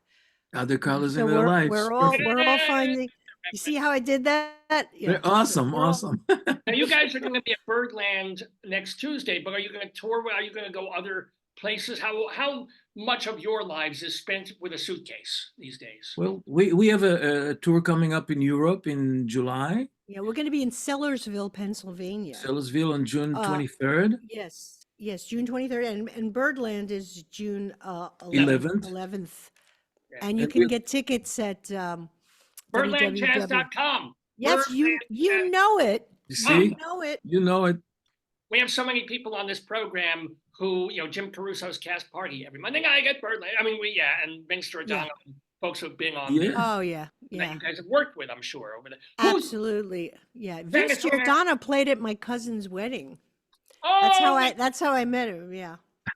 now, you've also worked fairly extensively, Janis, with Bobby McFerrin. Do you have any Bobby McFerrin stories, any anecdotes? Well, I mean, my time with Bob, I met Bobby when he was still sort of playing piano in piano bars and stuff. I mean, he was just starting to sing with John Hendricks' group. I mean, one of the greatest groups John ever had was Yeah. John, Judith, his daughter Michelle, and Bobby. Yeah. That was killing.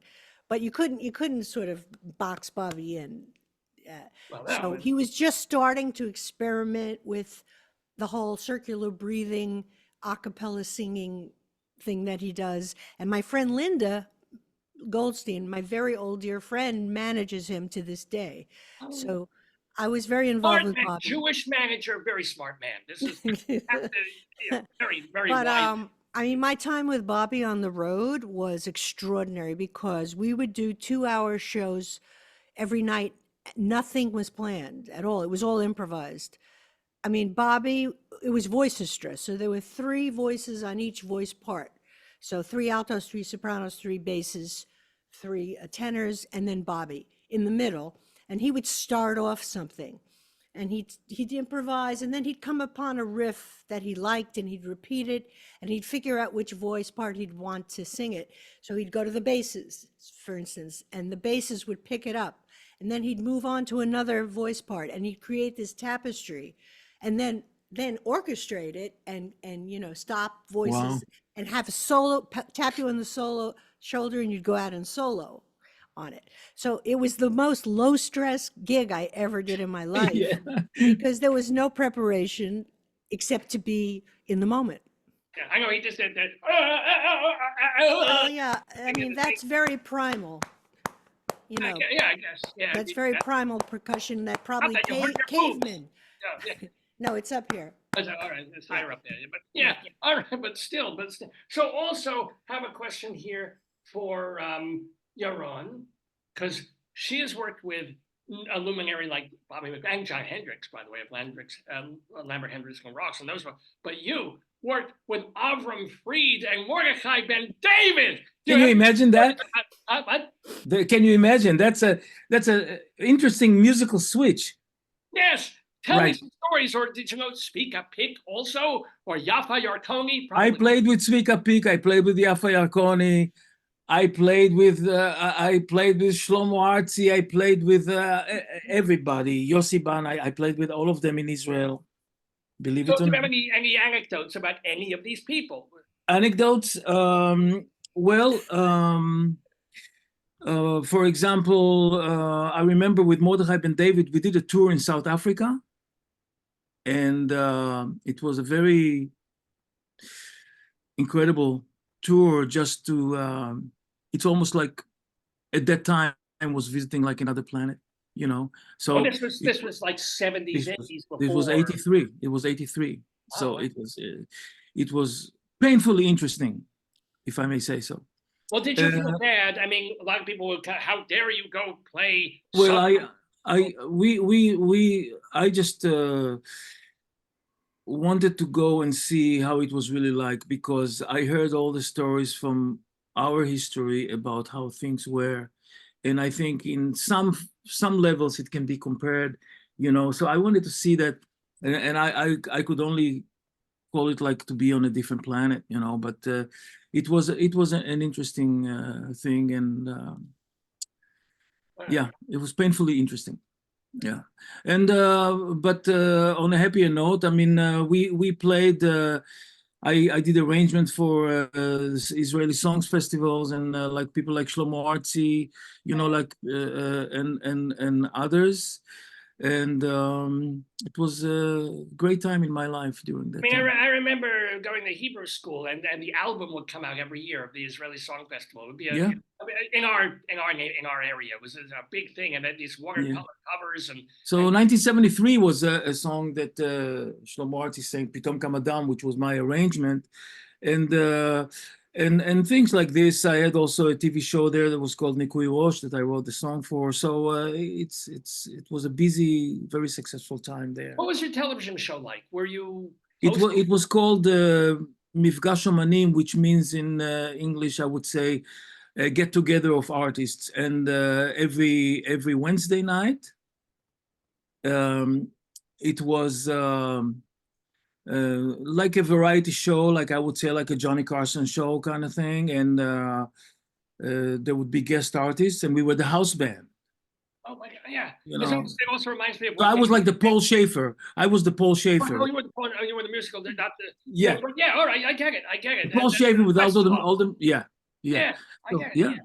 That's so cool. No, because it reminds me of we just a week or two ago lost David Sanborn. I don't know if you ever played. Yeah. But he used to have a show late night on Channel 4. Yes. When Michael's produced with. And he had great music there. He had amazing music there, like that music that you won't hear on TV or almost on, like very interesting. Yeah, it was my favorite show. Oh my God, I didn't realize. Yeah. So by the way, we have just a couple more minutes left here with Janis Siegel and Yaron Gershovsky, who are putting out this album. I know Yaron. See, I can My name never sounded so good. Thank you. Oh. Well, no, when you sing it, I'm sure. But she's hold up that CD. Don't you put that thing down there. The Colors of My Life, a Cy Coleman songbook coming to us from Club 44 Records. And they're going to be at Birdland also on June 11th. Get your tickets. Yes, and one show only at 8:30. So I think you better, I mean, reservations are highly recommended. Now, Janice, one thing also that, do you still do, because I love doing, he did a TV show. I'm doing this podcasting with Dave. Do you still do radio at BGO, the jazz station? Yes, I'm a new host at WBGO. You know, it's my station basically. I mean, I actually am an avid listener, and I was a big supporter of the Singers show, Singers Unlimited, with my buddy Michael Bourne, who unfortunately passed. So I'm a part of the new iteration of Singers Unlimited. I host with the wonderful Leslie Harrison, who is also a singer. So the twist, the new thing is that it's two singers talking about singers. And we're on Saturdays and Sunday mornings from 8 to 10 a.m. And tomorrow, Sunday, I'm going to be pitching for their fundraiser from 8 to 10 a.m. Trying to raise money because it's public. It's our public radio, and I would hate to see it go. Yeah. Oh, yeah. You know, in this climate. So it also makes me want to ask the question, and it does not have to be a size song. For each of you, what is your favorite song ever? Oh man, that's impossible. It's hard to say, really. That's impossible. Top three. My current favorite song is, I have to say, it's "I Walk a Little Faster" by Cy Coleman. I just why that song? Well, the melody is so gorgeous, and it's got this quirky little verse that's only 2 lines, but it sets up the song. Yeah, it's a very unusual verse, and the premise. I mean, the premise is very sophisticated and emotional. I think who wrote that? Was it Carolyn Lee? It was Carolyn Lee, probably. I think yeah. Just like, you know, you're pining for your lost love, or somebody who left you, and you're walking on the street and you're hoping that on the next corner you're going to see them, and so you walk a little faster, but they never show up. Yeah, with me, it's seeing a student with a divest sign, and I'm like, I walk a little faster. What about you, Yaron? Yes, I would say, can I have 2 songs? Simply because, like Jenny said, every day it's almost like a different song. Yeah. One of my favorite songs ever, and it's a combination of the song, the words, the production, and everything, is "Bridge Over Troubled Water." Oh, wow. Which I think the singing of Art Garfunkel on that song is something very special, and I don't think that's why it makes it so difficult for other people to sing that song. And I think it's just an amazing song.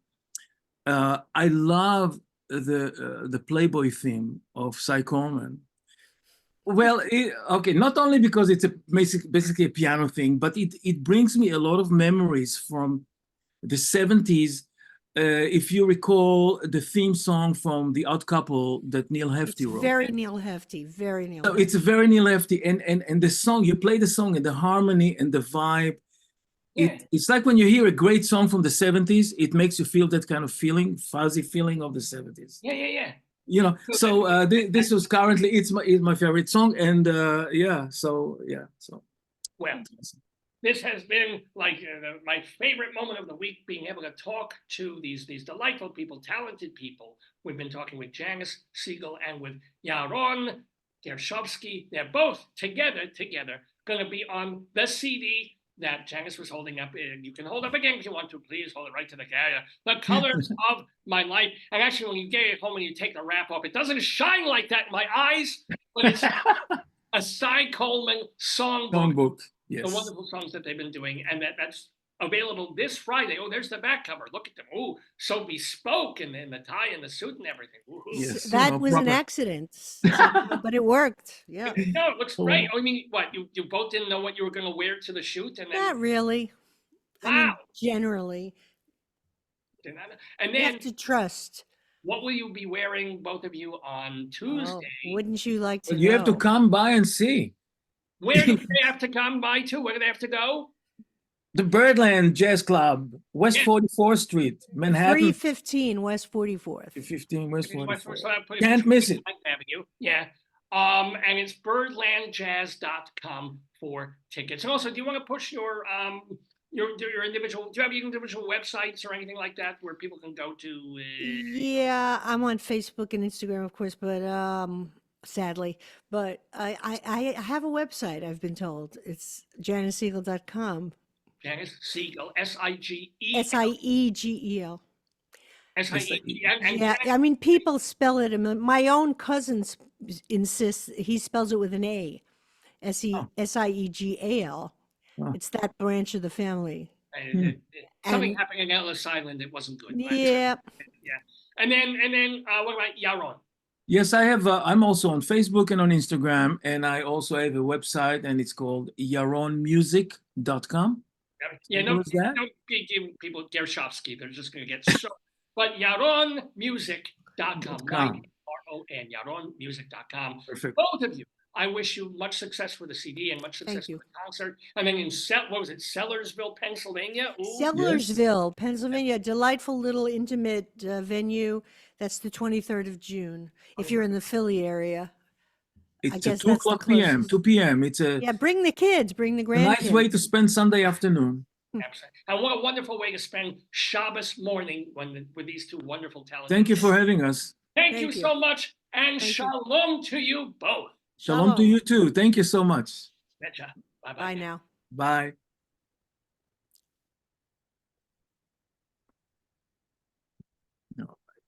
We just got to, there you go. All right. Shalom. This is me, Rabbi Sol Solomon, still with you on this Shabbos morning. It is June 1st, 2024. Do you think I'm done? Do you think I'm just going to run over now and get a bagel or something? Oh, God, I could use a bagel. But no.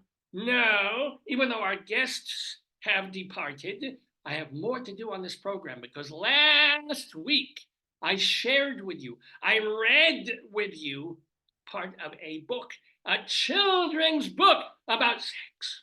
That's right, a children's book about sex, or really anatomically, biologically, that sort of thing. Ladies and gentlemen, I'm going to do part 2 now of a segment that we do on this program. It's called StoryTime, only this time, again, it's with me. Tell me a story, tell me a story, tell me a story, remember what you said. You promised me, you said you would, you gotta give in, so I'll be good. Tell me a story, then I'll go to bed. Ladies and gentlemen, oh my God, I'm delighted to be here with you. Why does my tallest keep falling off? This is annoying as hell. Here we go. All right. The P word, a manual for mammals. That's right, ladies and gentlemen. We're going to be talking about this book and reading to you from this book, which is by Daniel L. Hu. Who? Daniel L. Who? Who? Daniel. Abigail Costello, I'm not. But we read last week part of this book. That's what we do on StoryTime. We read from a book to share with you, the audience at home. So we saw this. Yes, we saw this. We also, what else did we see last week? We saw a boy looking down at his schmeckel with this. He must be Jewish because he's looking with distress and dismay. And schmeckel only point now an inch or two. And then we saw that, yes, even a sloth has a schmeckel, as does a this, as does a bat. They all have peni. And then we did this and this and this. And here we go. And of course, who can ever forget the Andy Warhol wall of peni that we have in this book? All talking about what, schmeckles on boys. So we also talked about peeing, how and why do we pee? There's the cute little kidney things there. So let's see some more. We did this, yeah. All right, this is interesting. I kind of like this. I thought we would move away from pee, because really, is there more to say after looking like this? But foods can affect pee. You know this, right? Pee color can be affected by eating beets, blackberries, rhubarb, and fava beans, with or without a nice Chianti. And for some people, eating asparagus changes the smell of their pee, and not in a good way. I know it changes the smell of my farts, which were not wonderful to begin with. How long do we pee? How long do we pee? Let's find out. Research, the author's research, has found that all mammals over 3 kilograms, or about 7 pounds, urinate for 21 seconds at a time on average. I mean, it could be a little longer or shorter, but 21 seconds is typical. Humans take 23 seconds. A lion, well, look at the size of that thing. He takes 36 seconds. A zebra, in and out, 8 seconds. An Indian rhinoceros, I don't know why they have an Indian rhinoceros takes 20 seconds, about the length of a human. An elephant, what do you think? What do you think? Take a moment. How long do you think it takes an elephant to pish? Take a guess. All right, I'm going to give you a thing. 90 seconds, 50 seconds, 20 seconds, 8 seconds. A, B, C, D. Which do you think?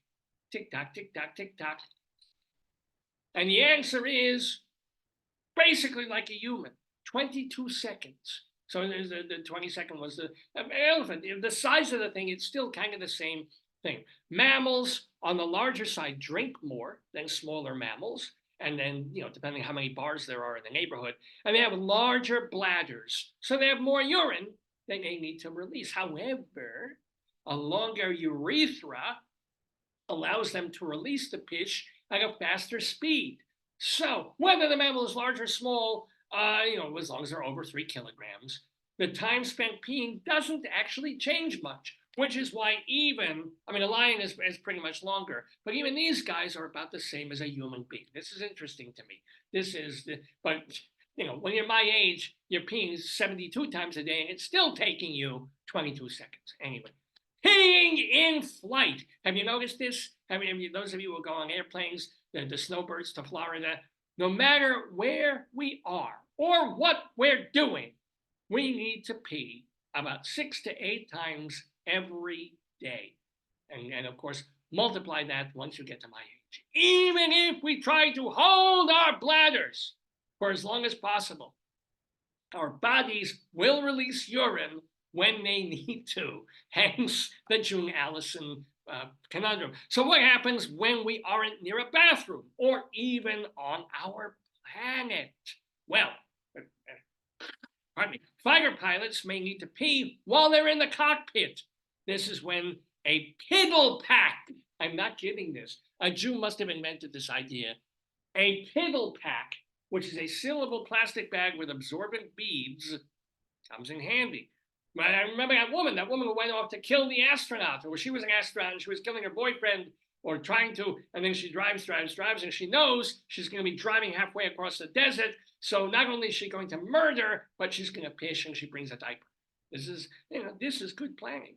Fighter pilots may need to pee. Well, I mentioned that. There's even a mammal that pees in flight. Bats, while they're out of their roost, bats, when they're not in their roosts, they will pee in the air.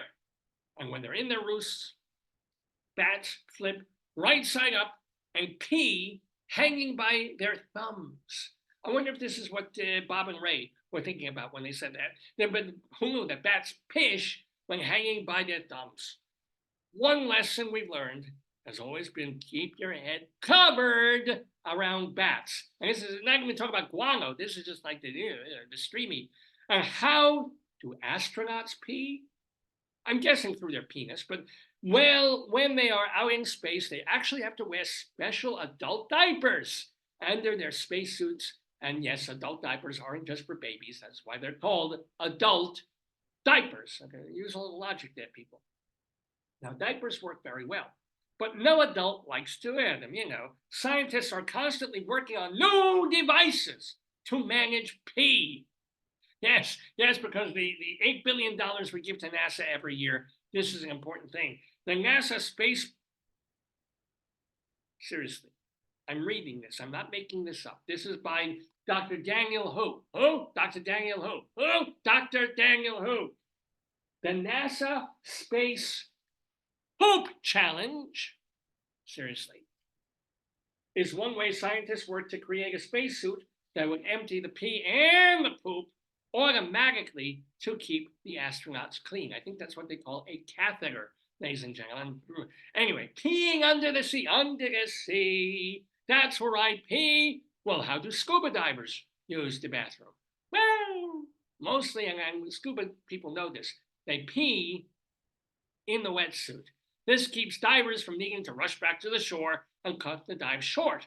Then, of course, they wash their suits after they get out of the water.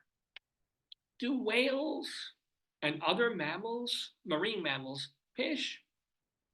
Yes. It probably comes as no surprise that whales produce more pee than any other animal since they're the longest animal. But is all that pee bad for the ocean? Good question. I like, it's very Jewish. It says, it gives you a fact, and then it says, aha, but what is the ramifications? Very Talmudic. But is the pee bad for the ocean? No, my friends, it is not. Too much pee from land animals like cows and pigs can hurt the ocean ecosystem. But the pee of whales and fish and seals is actually healthy for the water.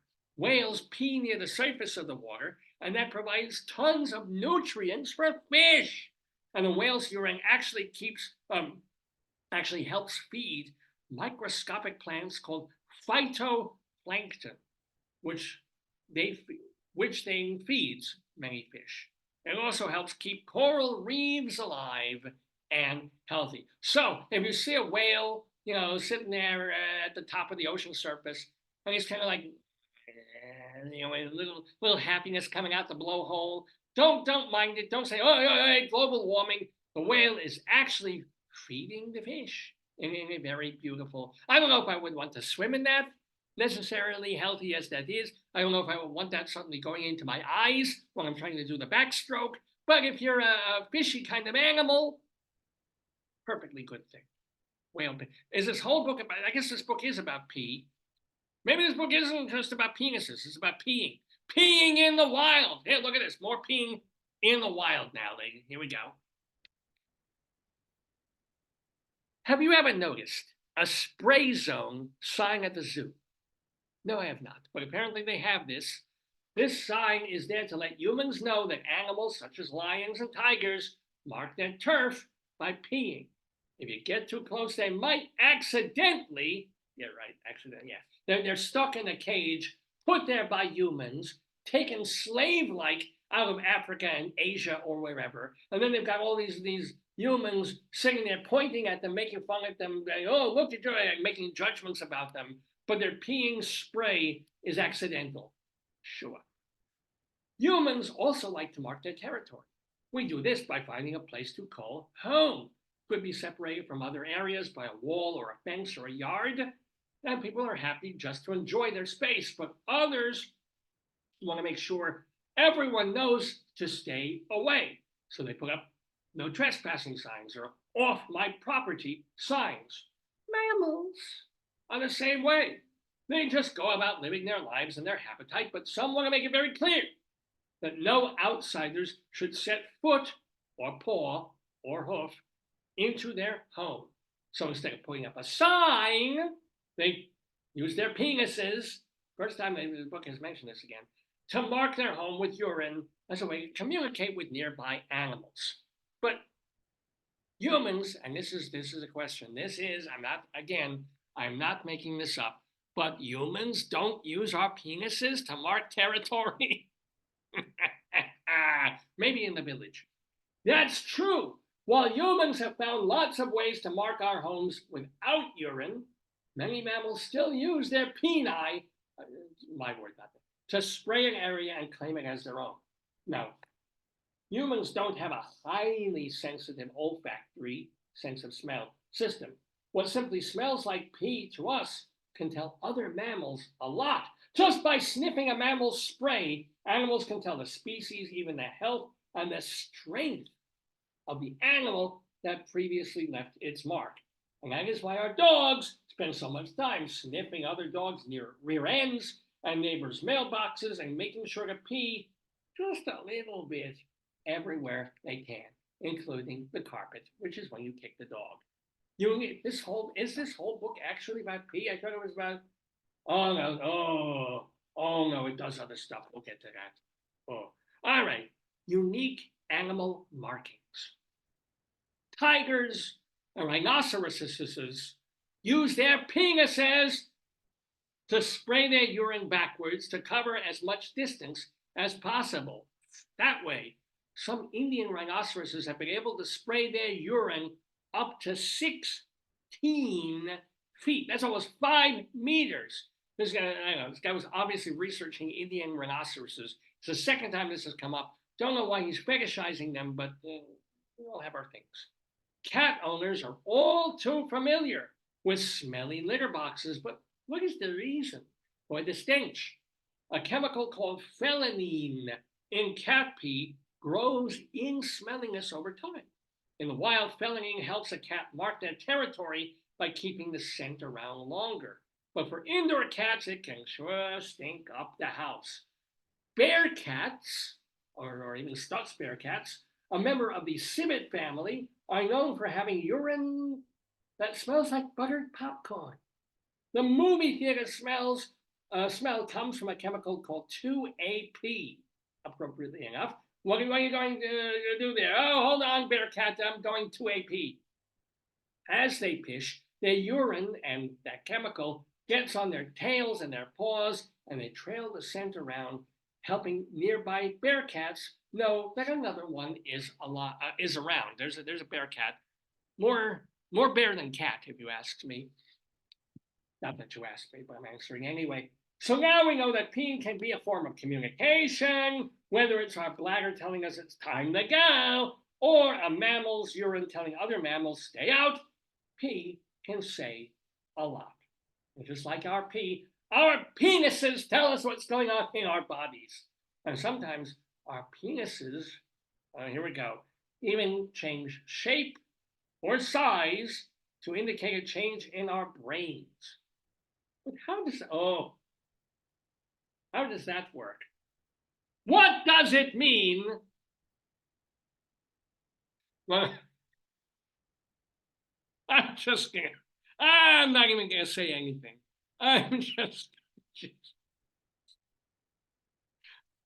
What does it mean when our penises get hard or stiff?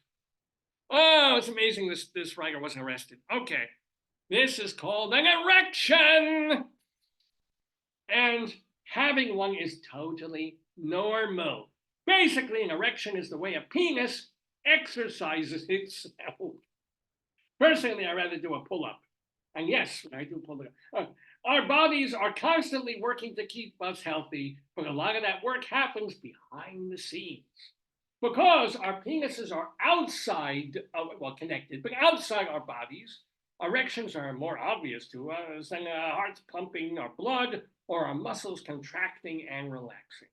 Erections are a natural reaction our bodies have to our environment, and they can be the result of a touch or a thought, or can even happen for no particular reason and with no advance warning. When you get to my age, I'm happening anyway. So, but how does an erection happen?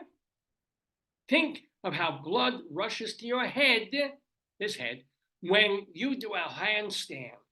Getting an erection is a similar experience, except it is a rush of blood to the schmeckle.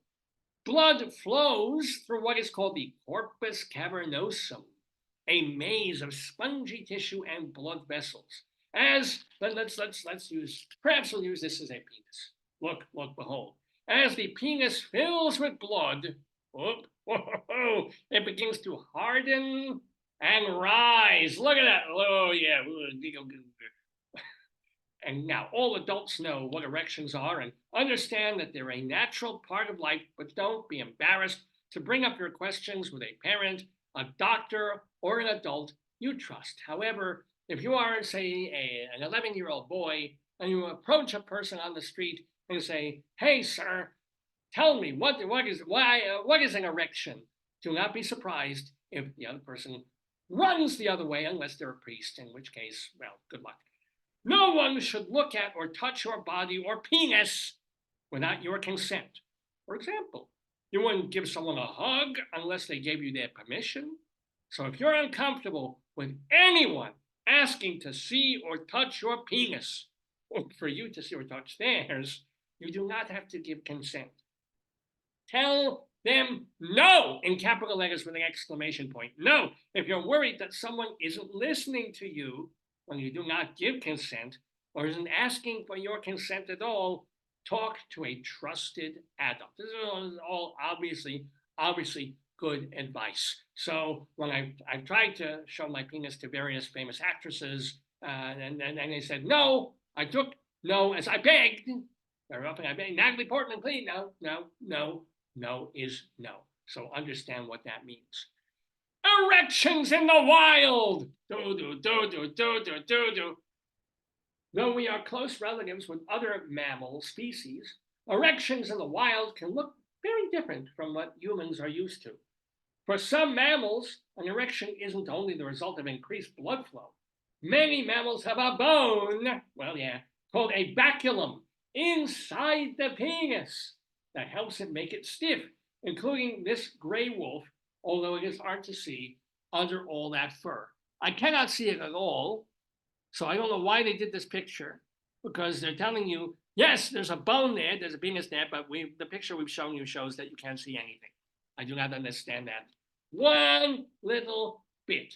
All right, you know what? This is so exciting that I think we're going to need a little bit of a break from this. We'll do more. We're going to do a part 3. Yes, a part 3 of this delightful book, The P Word, with your consent.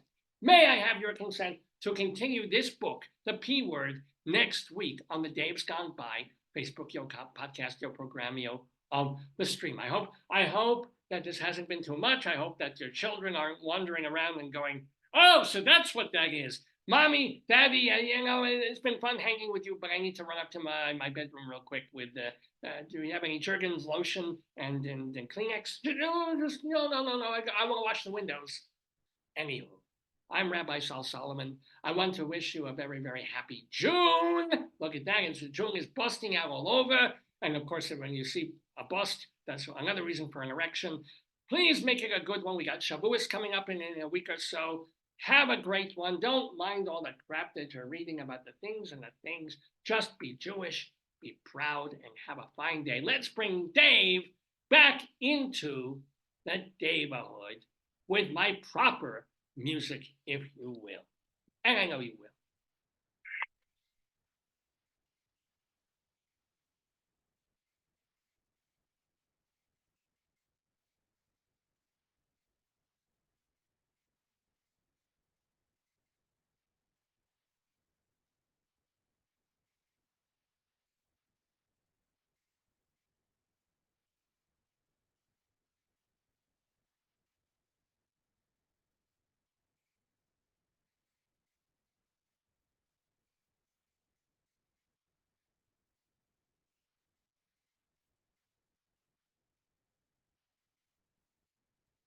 All right, ladies and gentlemen, it is 11 o'clock in the morning Eastern Time here in the Daverhood with me, Dave Lefkowitz. It's June 1st, 2024, and we are doing our 946th episode of the program. As I mentioned last time, or a while ago, if you are curious about previous episodes that we've done, sometimes we start the show and we just get rolling, and I talk with my wife, and then you're like, what are they even talking? It helps if you kind of watch the show week after week and you have a sense of what the hell we're talking about.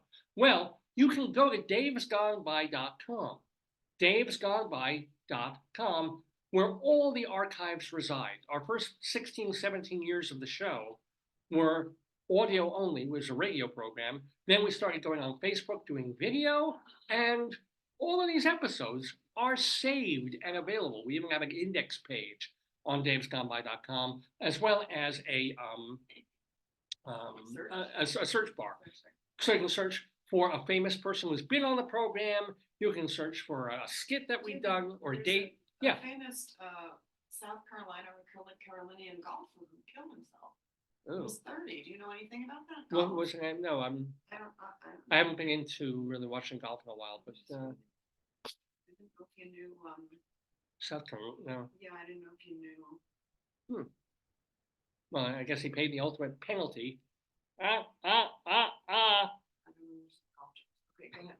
Well, or did he shoot himself? Because if it was a skull, he'd have a hole in one. He didn't shoot himself. No. All right.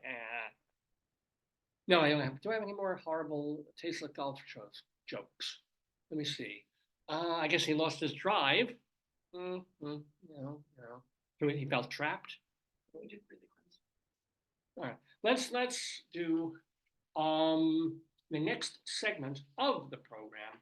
It's called Greeley Times because my wife and I lived in Greeley, Colorado for a bunch of years, and we got the newspaper, the daily newspaper there is called the Greeley Tribune. And it's still around. It's been around for more than 100 years. It's the actual local real newspaper, but they have an intentionally funny column in there every week. And it's based on actual phone calls that come into the local police department in Greeley and Evans and Weld County of people seeing something in the neighborhood and they want to tell the cops and like, oh my God, send a police officer, this is happening. But the funniest, most ridiculous ones are compiled by the Greeley Trib, stripped of their identifiers, and then shared once a week in the pages of the Tribune. Well, we pick what we think are the funniest ones of those, and we share them with you in a segment that we call Greeley Times.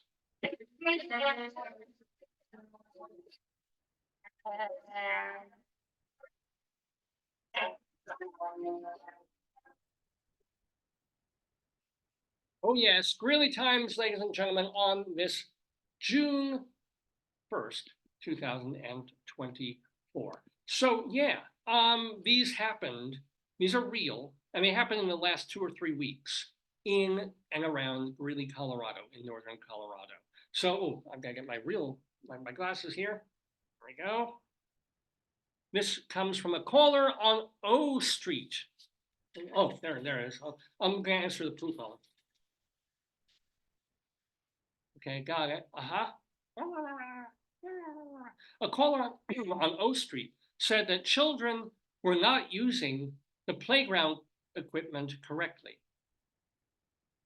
They called the cops to say children were misusing, or not even misusing, but not using the equipment correctly. Maybe they felt that the kids were doing something dangerous or something. I don't. Were they using the monkey bars as a slide?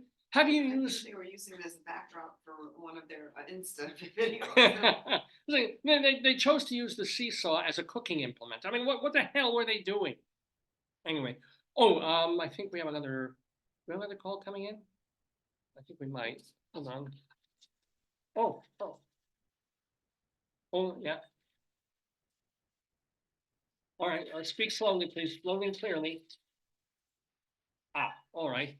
A caller on 33rd Avenue, or not 33rd Street, Don't think this happened on 33rd Street. No, This Avenue. was 33rd Avenue. Is it Avenue Court or Street Court? No, it's not Avenue, street court, it's just Court? 33rd, you know, because I hate when people write in and they complain and they call the cops and they say, no, he said street, it was Avenue.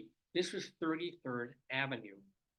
Reporting at least 20 feral cats Oh, were at the address. And they kept multiplying, as opposed to doing long division, which is more difficult for cats. good thing you met one out of them. The woman living there was feeding them and didn't know what to do. Well, I think that's why they're staying there. Yeah, it's like, hey, stop feeding me.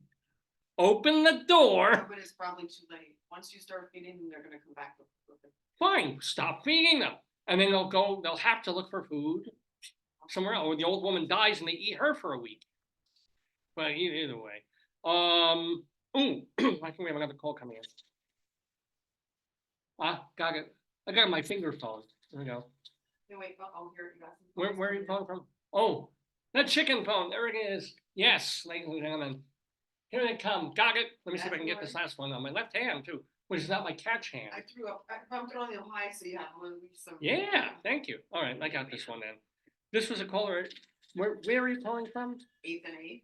You're not, are you an avenue or a street? Oh, sorry. Ooh, unknown location. Oh, no. A caller at an That's unknown different. location, yeah, said she had been flipped off and wanted to press charges for abuse. She had been flipped off. Okay, so you joined our local flea market group. Yes. Oh, I can see. Yeah. Is there anything new? No, Is there? they sent something, but it's like, What? they asked if the public library was free. Yes. Yes. That's why it's a public library. They don't have any admission charge. Somebody said, it's absolutely free, you just need an ID card. Oh, yeah. And your daughter can get one too, maybe to take out books? Yeah. Yeah. And the thing is, libraries for the past, 10 years now, you can even keep books late and they don't charge you. So libraries really, really, really are free nowadays. This is kind of great. But anyway, what was this? This was a caller. Oh, caller at an unknown location said she'd been flipped off and wanted to press charges for abuse. Well, the police told her to go fuck herself. So that's right. Oh my God. No, no, I assume they did not. Yeah, but what can you do if somebody does that? I mean. I've done that to tons of. I do that when I'm driving. Oh, but what's the recourse? I don't know. Not, I guess that it's a Karen sort of response. So you get angry at somebody and you even don't threaten any kind of violence, but if you throw up the middle finger or you call them a bad word or something, suddenly it's like, oh, somebody posted on Instagram and you're arrested. So can't even say or do anything anymore. It's ridiculous time we're living in. Next. Oh, it's a caller at I got this other chicken phone. It's on my other chicken line. This is a caller on 20th. No, sorry, a caller at another, where am I? A caller on 9th Street reported a group of more than 10 students fighting at a bus stop. Middle schoolers. Wow. You know, like middle school kids, like hanging each other, bashing each other. They're on social media. They're not fighting. Well, no, they're fighting, but they're probably reenacting some cosplay or some I wonder. Remember when all the male kids back when I was in elementary school and kung fu was on, they were all doing like kicks and fake fighting and yeah. Anywho, and they all died. So, a caller. This one is from an unknown location. Said, speaking of children, but a little bit older, a 14-year-old called a teacher fat and used bad language. Caller to a police station. Who called in? The teacher? Who's calling in? I don't get it. Well, this is someone, maybe it actually might have been a fellow student. Maybe a kid in class called a guy, 14 years old is what? It's junior high school, right? Will be 7th or 8th grade. Isn't fat good if they say you're fat? Oh, well, they use F18, not PH18. Maybe they didn't know. You fat. And the teacher's saying, oh, PHUCKU, yeah. And used bad language. Anyway, turns out that after this incident, Yeah. the teacher was sanctioned for crying and feeling hurt in front of the students, and therefore traumatizing the little angel, because that's the way we're living in now. All right, let's do one more, and then we'll go elsewhere, because we have a couple of stories from not locally, or well, we're in Maryland. It's not local anyway, but we have a caller. Hello, hello. Oh, this is a caller on 20th Street reporting a man wearing, quote, a red jail-like suit and carrying a white bag. The caller That's thought, called a plumber, I think. It's a plumber. no, the caller thought it looked like an inmate who had escaped. They're watching too much of like Orange is the New I Black. know, or right? something, It's like, like red jumpsuit and a white bag.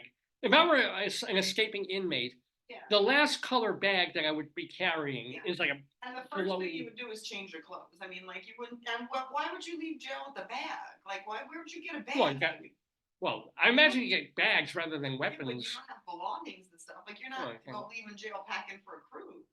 Well, you probably have a change. You probably bring clothes. No, but your clothes and stuff are kept. You don't in jail in the US, you just have a uniform. Really? Yeah, you don't, and some personal possessions, but you don't have like a Oh. a wardrobe of clothing. Well, all right. Well, I thank goodness I've never been in jail. I honestly, I wouldn't know. Hey, Because you escaped. yeah, all right.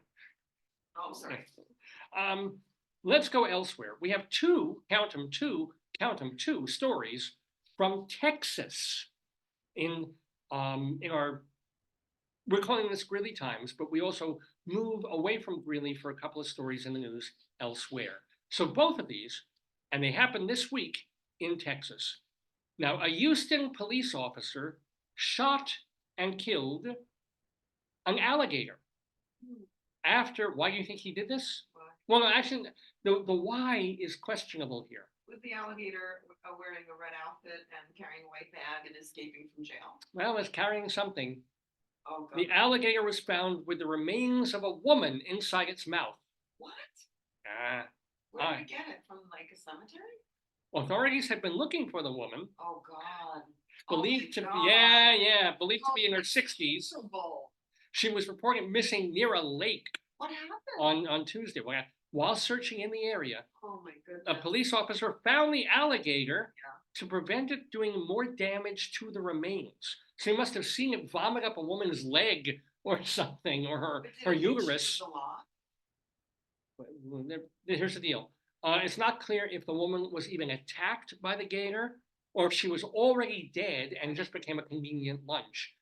Oh, Houston police say an autopsy. do alligators eat dead food? I didn't think they eat dead food. I thought Why they wouldn't ate they? food. If you throw meat, Oh, they an that's alligator true. could Oh, throw. God. Everybody eats dead That's food. awesome. Yeah, well, yeah. I'm bad for the alligator. He just sort of, oh, dead wood, chomp, chomp, chomp, and the police officer has to kill it, even though he didn't do it. Yeah. We don't know. Yeah. How are they gonna find out? Autopsy. Oh, Or when, they can, I guess, how tell do they know? how old the meat is. No, or like if she was like heart attack. Well, yeah, and, I mean, I don't know if it's like a whale where it takes a long time to digest, But it or could- snake, and they can break down, because if they find like a hole in the woman's breastbone or something, it's a bullet. Yeah, no, but then maybe they think like if she had a heart attack or something, how would you know? You'd have to find all the body And parts. what was she doing by the lake? And maybe she committed suicide. Oh And my God, maybe. I don't, obviously they don't What's know. the name of what town is it? Look it up. Houston, that doesn't Look help. it up. Houston, see if there's anything new about this. It just happened a couple of days ago, though. And there's no names here. Joyce is looking up on her. Woman eaten by alligator in Houston, Texas.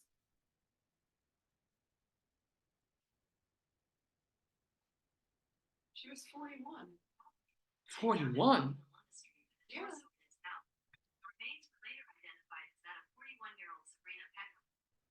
When was that? This sounds like a different story. Was that this? 2 days ago. Oh, that's what, yeah, that's her. Yeah, so see, this is what they found out. They were able to find out she wasn't in her 60s. I'm going to make a note. So She was maybe in it her wasn't 40s. the right person. So where's the woman they were looking for? I don't know. Oh, dear. I don't understand this.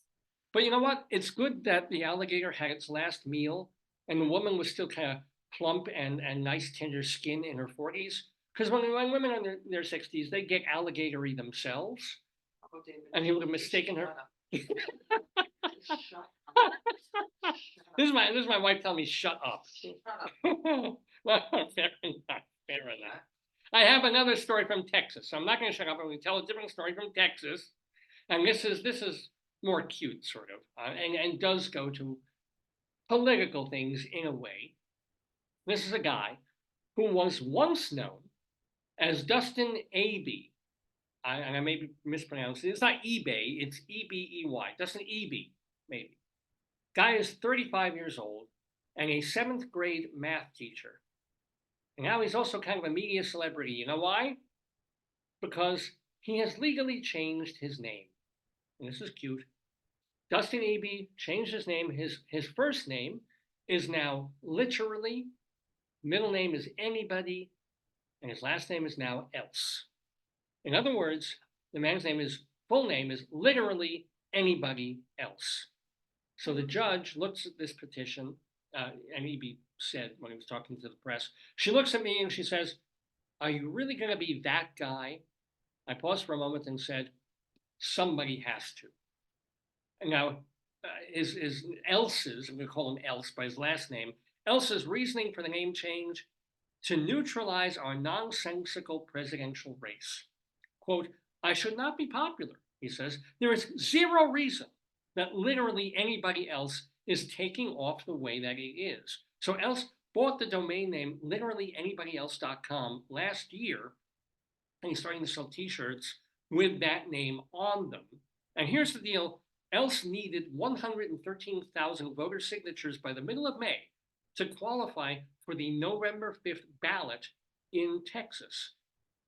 You know, I checked because it's June, right? I checked just yesterday, and there's no news on this of whether he made the ballot in Texas. His website is still up, but no word as to whether literally anybody else will be votable in terms of primaries, in terms of the presidential election.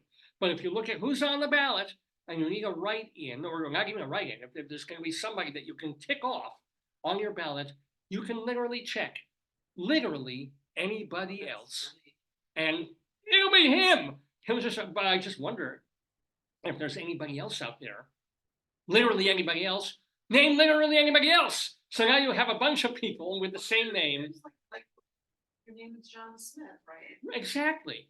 What if there's another Franklin Roosevelt? They might not think it's a person. They might think it's like other, you know? Well, yeah, they might think literally, and by default, the man will get like thousands and thousands of votes, especially this coming election. So it should be pretty funny. Should be pretty cool to see what happens to Dustin Abey, AKA, or now literally known as. Can you change your name to anything in any state? The judge has to approve it. Oh, okay. So if I were to change my name to, fuck you all, a judge could say, no, you won't be able to, on legal documents, it's offensive. A state judge or like the Supreme Court or a federal judge, like who makes those decisions? I guess it's a court local-ish judge, because they get these kind of name change requests all the time. People change sexes, they change gender, they want to change their names. But I didn't know that. In fact, what was the thing? My dad used to tell this story because he worked in the courts. He was in the appeals court all those years in New York. And this is true. There was someone who went for a name change and came up, and it should have been pro forma. Should have been, "Judge, I requested, I filled out the paperwork. Can you please legally change my name to this?" And the judge, in this particular case, unlucky guy, denied it. It can cost anywhere from it can be up to $200. Yeah. But this guy, I don't even remember, it wasn't even it's just like a change from one name to the other. But he came up against, and this is a real actual judge, Judge Schmuck. The judge's last name was Judge Schmuck.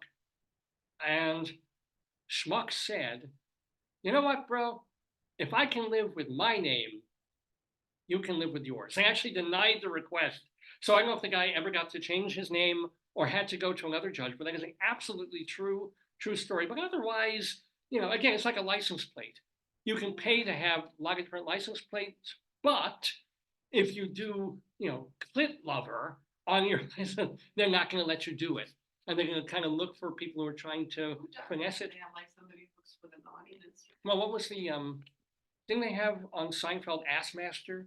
Oh. And everybody wanted Ass Master license plate because it was wow. proctologist or something. And Oh. yeah, but, just barely getting away with something like that. Days were sad, the computer could probably. Yeah, if we get through an algorithm in a computer, even if it's not offensive, the computer says it is. PNISNVY. Say, no. But it's not the word. Doesn't matter. What it is, how do you know? You never asked Colin. Honus envy. Wasn't it? So let's do one more Greeley time, and then we'll move on with just a little bit more of the show. We just have our Colorado Limerick of the Dam to do on our friends of the Daverhood. So let's have one more call. I'll take this on the new food phone. Yeah, hello. Somebody's mad, David. Huh? Oh no. Yeah, I changed out the rotary for the new cellular food phone. I'll do it in stereo. Here we go.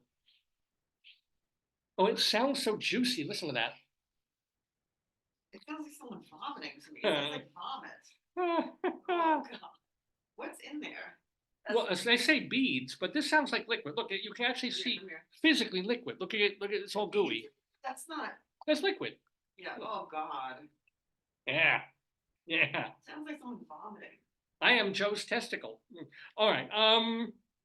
A caller at a liquor store. Liquor, I hardly know her. A caller on 11th Avenue liquor store reported a camera mounted on a tree facing the front door. The caller removed the camera, but nobody knew who put it there. So someone was perving on the Courvoisier or something. I don't know. No, they probably wanted to see maybe somebody was like an alcoholic or somebody that wanted to see if they were drinking. That's what I would think. Oh. See if they go in the store and get alcohol. Oh, that's interesting. I mean, that's what my you go somewhere else, and I would figure, someone wanting to steal, wanting to know when no one was manning the counter, running I in would and think it's like they want to see who's coming, or maybe it's it could be somebody who knows one of the owners and is spying on them. I think it's. Wow.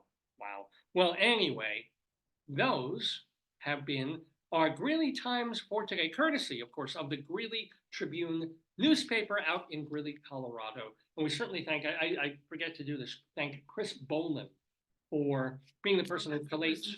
Yeah. They've had like a dozen people already doing these, but Chris Boland is the most recent one. So we thank him every week. Doing it? Oh. No, I think they're staffers. I mean, they're high level like editors, but they're staffers, and that's one of the gigs that they get. And I'll bet you it's one of the more popular. I think it's great fun. I'm sure people love it. I do. It's Greeley Times. Mr. Horace Greeley was no fool. I'm sure that you agree with me that Greeley was no fool. But he is getting nothing back. Mr. Green was no fool. Well, yippee-yi. Yippee-yi, yippee-yi, yippee-yi, yi-yi, yippee, yippee, yippee.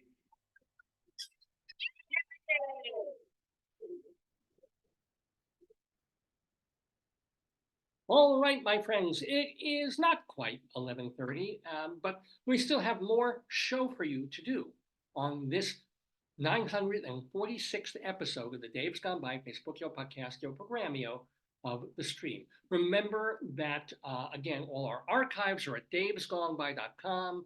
We have this Facebook page where you can actually scroll back and watch the last 5 or 6 years of episodes because they're automatically saved on Facebook as well. You can hear our audio archives at castbox.fm. Plus, we also keep our interviews and our shows archived at archive.org. We have a channel there. So there's all different ways to access the very same content, the sketches, the bits, the interviews, and the entire episodes of Dave's Gone By that we've been doing these 21 and a half years. And part of being on the air for all these years is having wonderful people in the Daverhood. Beloved people like my wife, beloved people like New Pooh, and of course, Rabbi Sol Solomon. of shalomdammit.com. You can read and hear his rabbinical reflections there. You can watch the stage show that he did over a decade ago off Broadway called Shalom Dammit, An Evening with Rabbi Sol Solomon, plus his hilarious TV show, Shalom Dammit, Rabbi Sol Solomon's Peace, Love, and Acid Reflux Hour. And his stuff is as relevant as ever. I've been finding some of his old pre-rabbinical reflections. Like he was appearing on this program even before we kind of codified his sermons into rabbinical reflections. And there's one I was listening to just the other day from 2012, where he's talking about the Middle East, and it's the same. It's incredibly true and incredibly prescient. I'm going to be putting it up later this weekend. I mean, it's been up as part of the whole episode, but I'm going to bring a little more attention to it. But find out for yourself. Go to shalomdammit.com, DAMMIT, shalomdammit.com. Rabbi Sol, a friend of the Daverhood since our very first episode. And then we have brand new friends of the Daverhood, plus some old ones doing a lot of interesting things. We'll tell you about them in this segment, Friends of the Daverhood.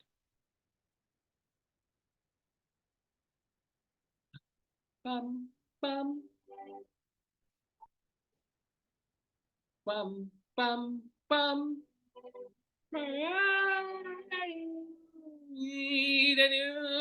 So here's what our friends of the Daverhood are up to. First of all, thank you so much to Janis Siegel and Yaron Gershovsky. Remember that their Cy Coleman CD drops this Friday, June 7th, from Club 44 Records. Not to mention that they're going to be at Birdland in Manhattan on West 44th Street on Tuesday evening, June 11th. So get your tickets at birdlandjazz.com. Check them out. They're obviously very fun people, and they didn't sing for us or anything, but you know, really, if you've ever heard Janis Siegel sing, she is quite the vocalist, as she was with Manhattan Transfer for all those years. Anyway, want to offer congratulations to LaChanze, the Broadway actress and singer. She has opened LaChanze Productions, woohoo, for multimedia projects, and she's also a co-producer on the current Broadway show, The Outsiders. So very active and busy. LaChanze, congratulations to her. Also, want to say, I didn't even really clock this, but I want to let you know, Chuck Level, who was on this program many years ago, pianist and keyboardist. You know what he's been doing the past few weeks? I think he's been chasing alligators. In a manner of speaking, except you didn't like my little skin joke, he has been on tour with the Rolling Stones. So if you've gone to see him at these enormous venues, I was like, the guy on keyboards is Chuck Level. And he's been, you know, doing that when the Stones tour. He is their keyboard guy and has been for about 30 years or so. So he's on their Hackney Diamonds tour as we speak. So give him a wave and say, Dave's gone by. You know, when you're not watching Mick and Keith and Ronnie Wood and those folks. So yeah, congratulations to him on that. Also want to give a shout out and a hearty congratulations to Iris Dorbian. Her very readable book, Next Stop Boston, is a finalist in the Spring 2024 Reader's Choice Book Awards in the Adult Book category. Woo-hoo! She already won another award with this book, Next Stop Boston, so get yourself a copy. It's a real page-turning kind of read, and a real kind of 1980s, 90s story of a real a-hole, drinking, boozing rock god who suddenly saddled with his late wife's teenage daughter and having to take care of her when he can barely even take care of himself. It's a really cool book. Next Stop Boston, and a finalist from this Reader's Choice Book Award. And let's see, Alan Lewis Rickman. He is appearing in a play called The Actors, which is being done on Theater Row off Broadway. It is happening today.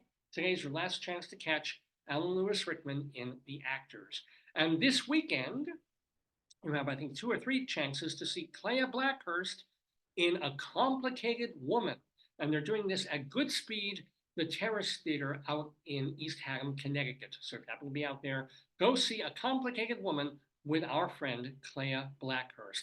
And Jimmy Tingle, the comedian, he's got a stand-up show called Humor and Hope for Humanity that he's doing at the Soho Playhouse on Van Dam Street in Manhattan.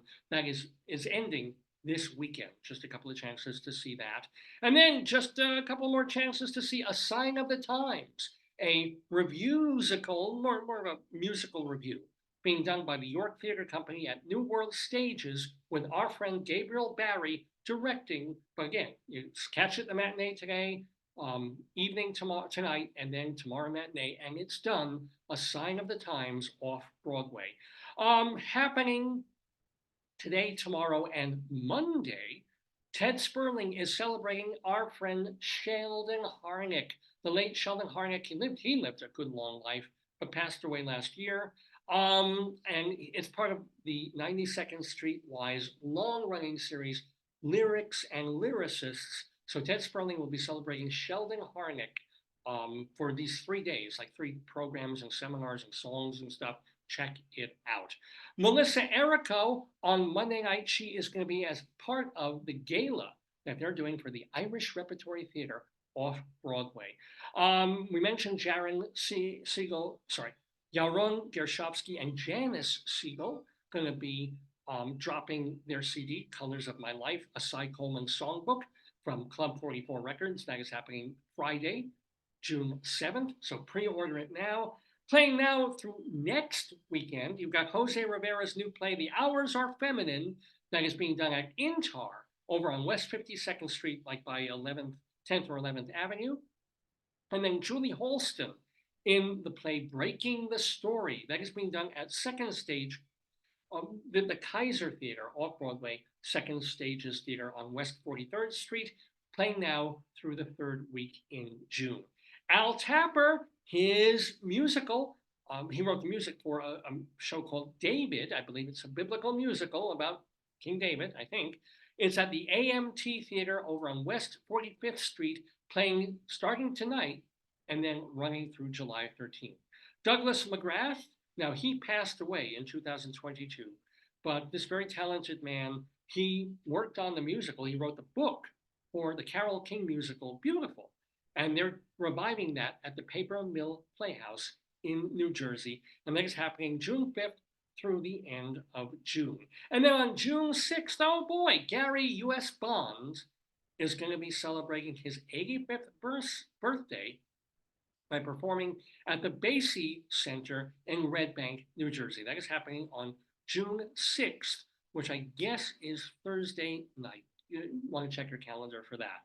Letting you know that now through early December, if you happen to be in the British Isles, the new musical that is written by Bruce Valanche using songs by Dolly Parton is called Here You Come Again. They're wrapping up, bringing it on tour, and maybe we'll try to get to New York someday.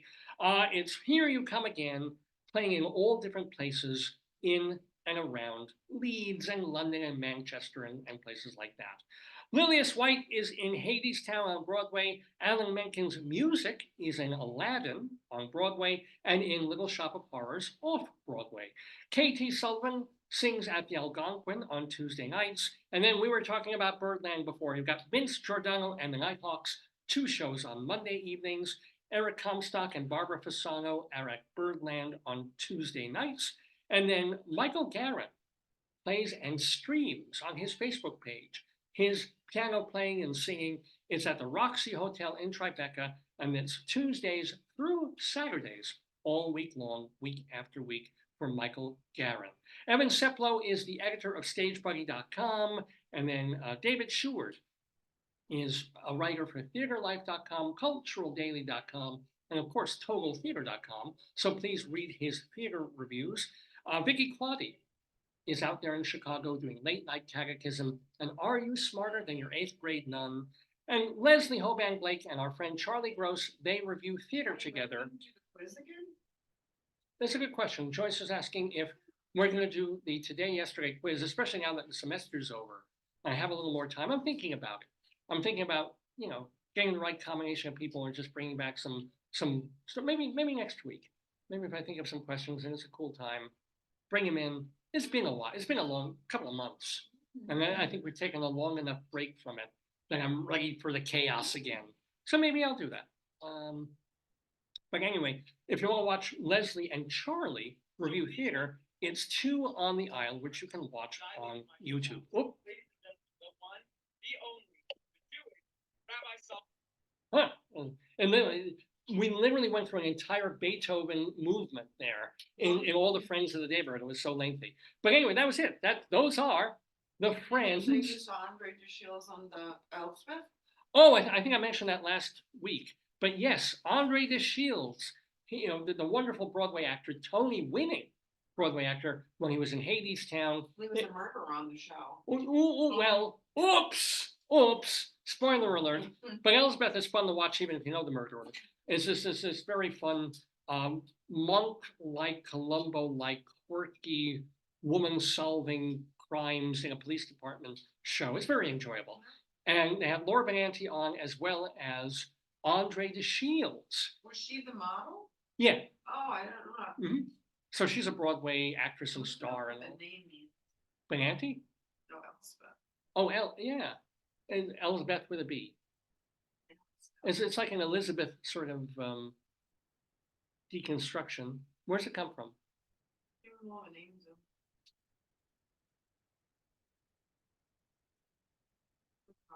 Series. Oh, no.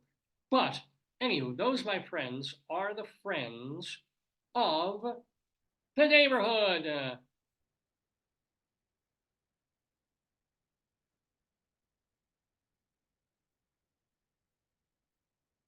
Boom, boom, boom. Okay. So it is about 25 to noon Eastern time here in the Daverhood. You're watching our 946th episode of Dave's Gone By.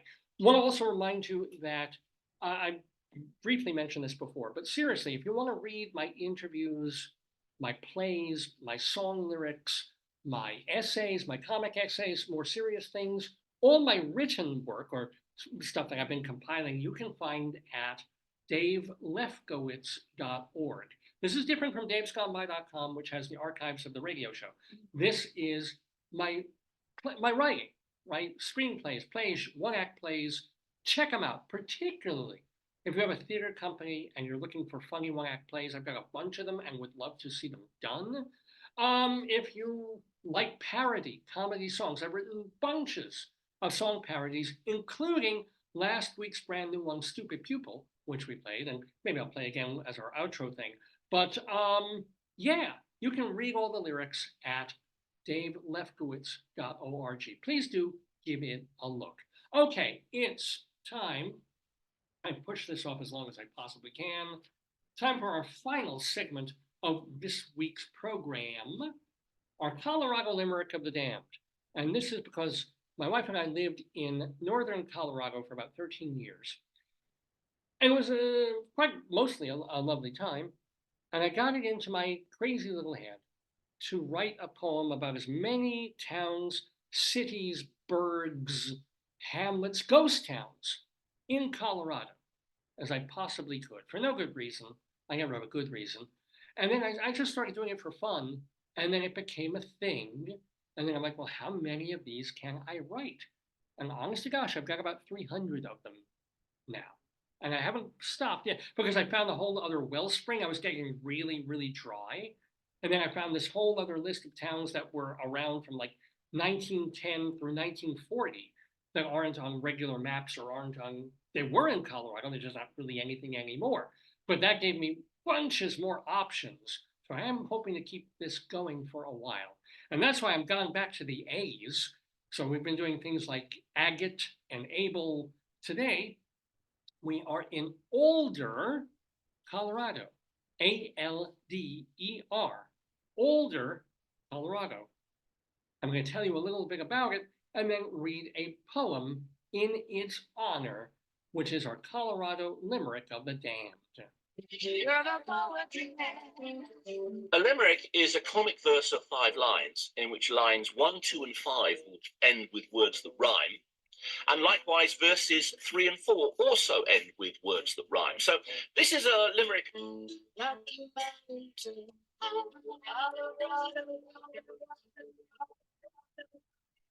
So yes, indeed, our Colorado Limerick of the Dam, Alder, Colorado. And you know, folks, I'm 60 and I'm just getting older, but it's Alder, a ghost town in south central Colorado that took its name from Alder Creek.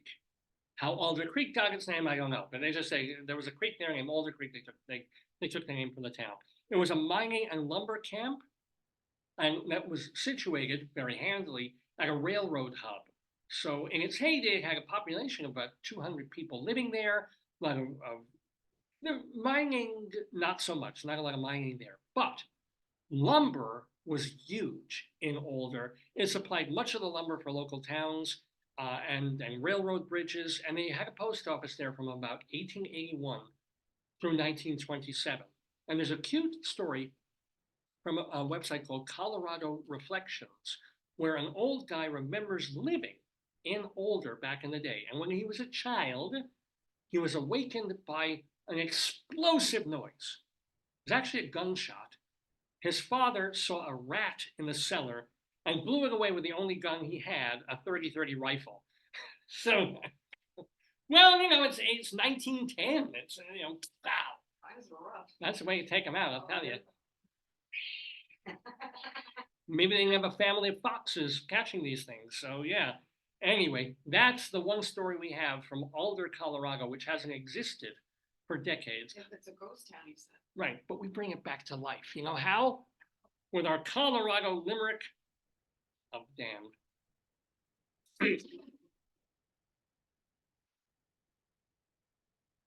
There was a young lady from Alder, Rapunzel and Curly, they called her, though hairs on her head were bushy and red, her beaver could not have been bolder. You can send your complaints to Dave's Gone. Come on, that's one of the cleaner ones. It's about a beaver, it's an animal. It's like an Indian hippopotamus, rhinoceros. So send your comments and complaints to davesgoneby@aol.com. davesgoneby@aol.com. I read as many things as I can. I don't respond to everything, but you know, or if you message me on Facebook, I can give you a thumbs up. I might write back. So please do, or post your little message under the show on Facebook. Either way, it's a point of being interactive. It's saying, hey, people are out there watching the show, listening to the program, whether it's live right here on Saturday mornings on Facebook, or watching the rerun on Facebook, or on davesgoneby.com, archive.org, YouTube, lots of different places to see this show, and to also let me know what you think of it. Don't forget, we also have a Twitter feed, Radio Dave 2, and an Instagram page, david.lefkowitz. So all these different things, all connected to this one thing that happens every Saturday, Dave's Gone By. So, wow, we're a lot earlier than usual. Is there anything that we haven't covered? Anything we want to talk about? Anything? I know. Well, I didn't do dictionary, and I didn't do. Oh, I didn't want me to get the word? You want me to do one? We could do, or do you want to just go and start our day? Whatever Because you seem, want. Do you wanna, yeah. I don't know what, here, I can look at, I can't look. Because the word, if we do the word of the day, it's really going to be off the cuff. I won't have time to think of. Good, okay, let me go get it. Oh, wait, what are you getting? Your phones are here. Oh. So all right, we're going to try this. We're going to do this really, really last minute. There's a segment that I do called Dave's Big Dick Dictionary, and we will come up with a word, a random word, and I will have to talk about it extemporaneously for like 5 minutes. You know, just whatever comes into my head, unfiltered, unthought about. Although usually I try and take some time and think about it beforehand. But you know, nothing written, nothing. No notes, no bullet points. So it's Dave's Big Dictionary is what it is called. Now, for a long time, we would go through the dictionary, and my wife would thumb through it, and then at random put her finger down on a word, and that's the word I have to do. Instead, Merriam-Webster is kind of doing it for us. So every day, they choose a random word of the day. That's kind of like a thing to bring attention to, hey, we're a dictionary, we're still around. We even still print hard copy dictionaries, but mostly we're on the web. So please use our website. So Merriam-Webster will, as a marketing thing, came up with, oh, here's a word of the day, and here's a little definition. And then what we've been doing is my wife will tell me what the word is, and then I will have to, off the cuff, talk hilariously, or at least interestingly. Check, oh, it's in my email. All right, hold on. Then check my email for the, I think you're gonna enjoy it. oh, good. It's a good word. Yeah, Ringo started doing drumming with the drum word, but that's not today. He's doing some kind of drumming. I don't understand what the Ringo Starr. well, let me get my Gmail up and see I what's, didn't put a title. oh, it's fine. It'll be the first mail that comes up. Computer's moving a little slowly. Thank you very much. Here we go. I know it's a link. Hold on. It's to Twitter. Rolly. Ah, hold on. We're on Twitter now. The word. Oh, Is it worth the wait? I almost thought it was a Jewish word because it feels Jewish. I didn't, I just send it, but it's a fun word. It is a fun It's word. a word that's like, some words are visceral when you say them, like juicy, or like, to me, like, Juicy is good. schadenfreude, like, you feel it, but you feel certain words, you feel, this is a word I feel. Bulbous bouffant. But that I don't, No, but the word I feel here, the word that Merriam-Webster's word of the day is an adjective, and the I word don't have the is, other is this your dictionary? it's in the, I didn't bring it. No, that's your textbook. You want me to fetch it? Yeah, I mean, it's not gonna have anything that this won't have here. The word is svelte. Svelte. I guess that's what they call the African savannah. No, svelte. So I'm gonna have to talk about that word. I'm not sure how, but I'll figure something out. Extra, tell all about it. It's Dave's Big Dictionary.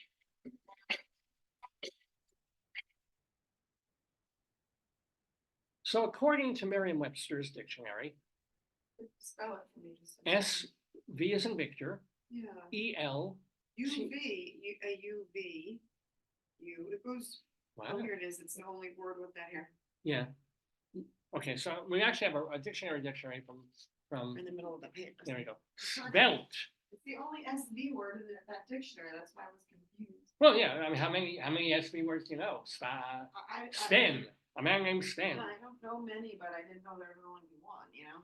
So it's an adjective. It comes Can from you do this with- Italian. Could you do this with a cone on your head? I could try, but it won't stay. I can try. All right, here we go. It comes from the Italian, or svelte, or French, of sveltea, to pluck out. More Latin. All right. Okay. It's slender or lithe. Like when you say somebody's svelte, I always think of them as very like, Right. skinny It or means shapely. slender and graceful in form. Whoa, so it means like graceful, okay. Svelte. So now, let me see, what does the word svelte make me? And it's funny, I was just thinking of, yes, Oh, svelte? I was going to talk about this anyway. And this literally brings me right to it. Oh, sweltering heat? No, Why svelte, do we say sweltering then? SWELT, Oh, okay. swelled. That's what This I- is svelte. But I got spelt the I know the grain. fake bread. Svelte. I think I'm allergic to svelte. Oh, no. Oh. So here's the deal.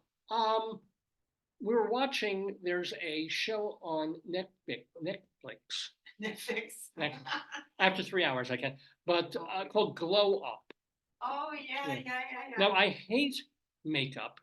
I find it gross. That's their job. Yeah, I know, but They're like I'm stylists and people. yeah, it's one of the many reasons I didn't get that much into theater on one side is I hate dealing. As an actor, I hate having makeup or anything on my face. I don't like it. Yeah, but It smells gross. I don't. Not shiny for the thing. Yeah, like you're there's a not- reason for it, but I hate it. Yeah. And I certainly hate watching people with tons of makeup on their face and doing it. Great. So, but we're watching this miniseries, it's a reality series of these makeup artists with challenges. And it's just like all these other reality shows of Yeah, they eliminate, the it's like a fashion one. competition, and then they pick a winner. Yeah. So, but for the final, so you get, episode after episode of this series, and they're being knocked out one by one, and then they have a couple of them going up head to head at the end, and then they're being judged in competition, right, on their makeup work. And one of the things that they had to do was go for Fashion Week. It was a big important. Oh no, it was a red carpet event Oh, yeah, yeah. at some British awards. Yeah, yeah. Uh, I don't know. in the Brit drama It was award. for, I think, TV and radio, no? Yeah. Or was it something? Some Or they made were film. video, I think some were like bloggers, so maybe it was like, I don't know what, but something media. Yeah. event, yeah. So the contestants were tasked on the day of this big media English British event to get like these B-level celebrities who are walking the carpet alongside, Harry Styles and some more famous people.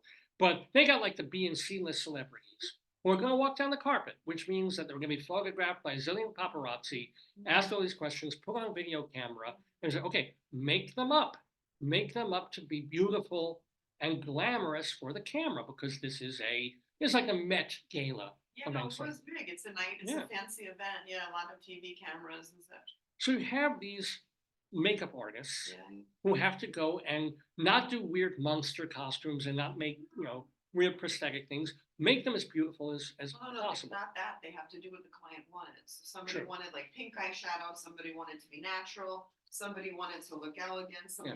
they all Some had wanted to different- pop. Yeah, they Yeah. all had different requests. So part of it was for them to read your client. Yeah. And to understand what they want to do it. So that's another thing, like you could be the best hairstylist or the best whatever makeup person, but if you don't do what the stylist wants, Right. I mean, what the person First of all, wants, then it's off the brief. yeah, That's right. You not only have to make them look great, but they've got to be happy with what you're doing to them. Ding dong, baby. So you have these artists and who's judging this? So you get these celebrities, many of them very photogenic and beautiful and whatever. But the person that is judging these makeup artists is a woman who is known for being like most famous current paparazzi celebrity makeup artist in the world, because she works with and has worked with Kim Kardashian, the whole Kardashian family. And the deal is, like, you see this woman's face. Yeah.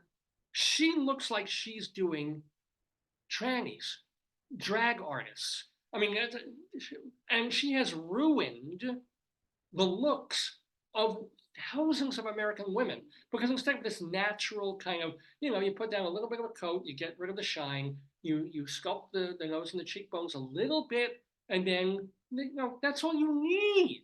Maybe a little bit of eyeliner. I hate makeup to begin with, but there are things you can do to style makeup naturally and beautifully. But the woman who is judging makeup from these people has created almost monsters. If you look at Kim Kardashian, she's beautiful in a way almost despite the tons of freaking Maybelline all over her face and what they do to her sisters and people like her and all these people. And so now you've got this look where people who are drag queens are beauty icons.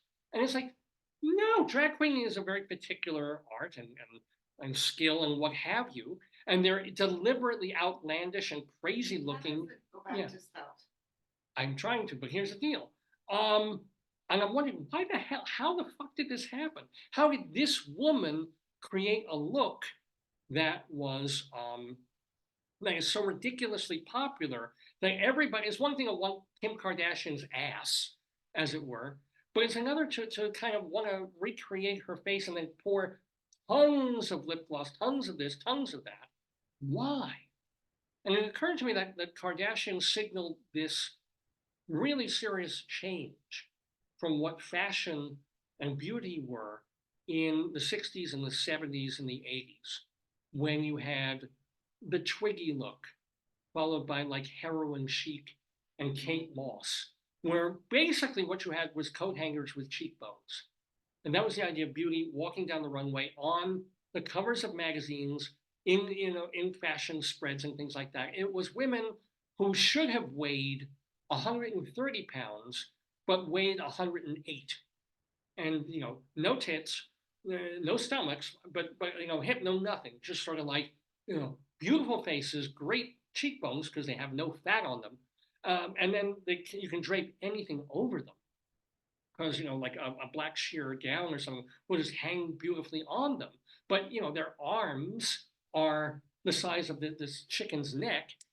But that was beauty. And yes, these were beautiful and they became fashionable until it became ridiculous. And women were starving themselves and having all these eating disorders because svelte was the idea. Or skinny. Or ridiculously thin and chicken bony. This is your 3D image that I just Oh, posted. good. Yeah, thank you. It posted. It was an option if I made it. Thank you. Yeah. Look, here. I'm not going to be Look, svelte, show- not with show this. the- Yeah. Show it on the thing. Show them it morphs. Look at, it's moving. It's a moving. 3D photo. It took a photo and made it 3D. Is that cool? The Facebook made it. Wow. It just, yeah. They'll make it 3D look. Look. How old is that picture? I still had hair, dark hair. But it made it 3D. That's maybe like and I 10 years posted old. it, yeah. Thank you. So Let's svelte. see if there's music. So these, yeah. No music. What happened was, I think the Kardashians, and some other folks, kind of changed the paradigm at first in kind of a positive way. It's like, you don't have to be a stick figure. You don't have to be a Skeletor to walk down a runway, to look good on a magazine cover. You can be, more normative in your body shape, in your body size. But I think in creating that, there's also the sense of, well, if you have a larger woman, you're going to have to do more work to kind of make her face this and that. And suddenly you're slapping on mascara and you're slapping on lipstick and lip glue and liner around the lips and this around the ears and the eyes and the this and the rouge and the blush and this. And it's like, Jesus Christ. And now you're creating a clown look. Honestly, a clown look. And you're like, well, what? Why? Why? If these women are beautiful, even though they might be a bit overweight, let them be naturally beautiful and let their looks be their looks. But suddenly it's kind of like, well, it's very, very, very rare, except maybe for Charles Bush, to find a drag queen who is, slender, who is svelte. All the drag queens are a lot closer to divine, right? So they've all got the figures like giant bowling pins, and they're now iconic in terms of makeup, in terms of fashion, because you're trying to mimic people who are 50 pounds overweight or putting on prosthetics that make them look 80 pounds overweight. I don't get it. As usual in this country, we can't have anything reasonable. We can't have anything that's sensible and straight down the middle between, oh, look, she's built like a flute. Oh, my goodness, she's built like a giant donut. How about like reasonable, normal? So yes, I lean towards svelte, but I also lean towards normal, regular, pretty because they're pretty, not because you made them look like a clown on black velvet. Anyway, that, my friends. Why don't you end with this sage advice from a fourth grader? Oh, all right. Here is sage advice. Not that I'm taking any advice from students these days, but let's see. This is actually genius. This is genius. Why do you say? Tell me why. So a fourth grader has come up with our phrase of the day. A poem is an egg with a horse in it. Think about that. Think about this idea that a poem can be anything. It changes the way we think of the world. As far as I know, I don't really know a lot about animal husbandry since they caught me and gave me a fine for it. But horses do generally not come out of eggs. All right. So a poem is an egg with a horse in it. I love that. Thank you for sharing that.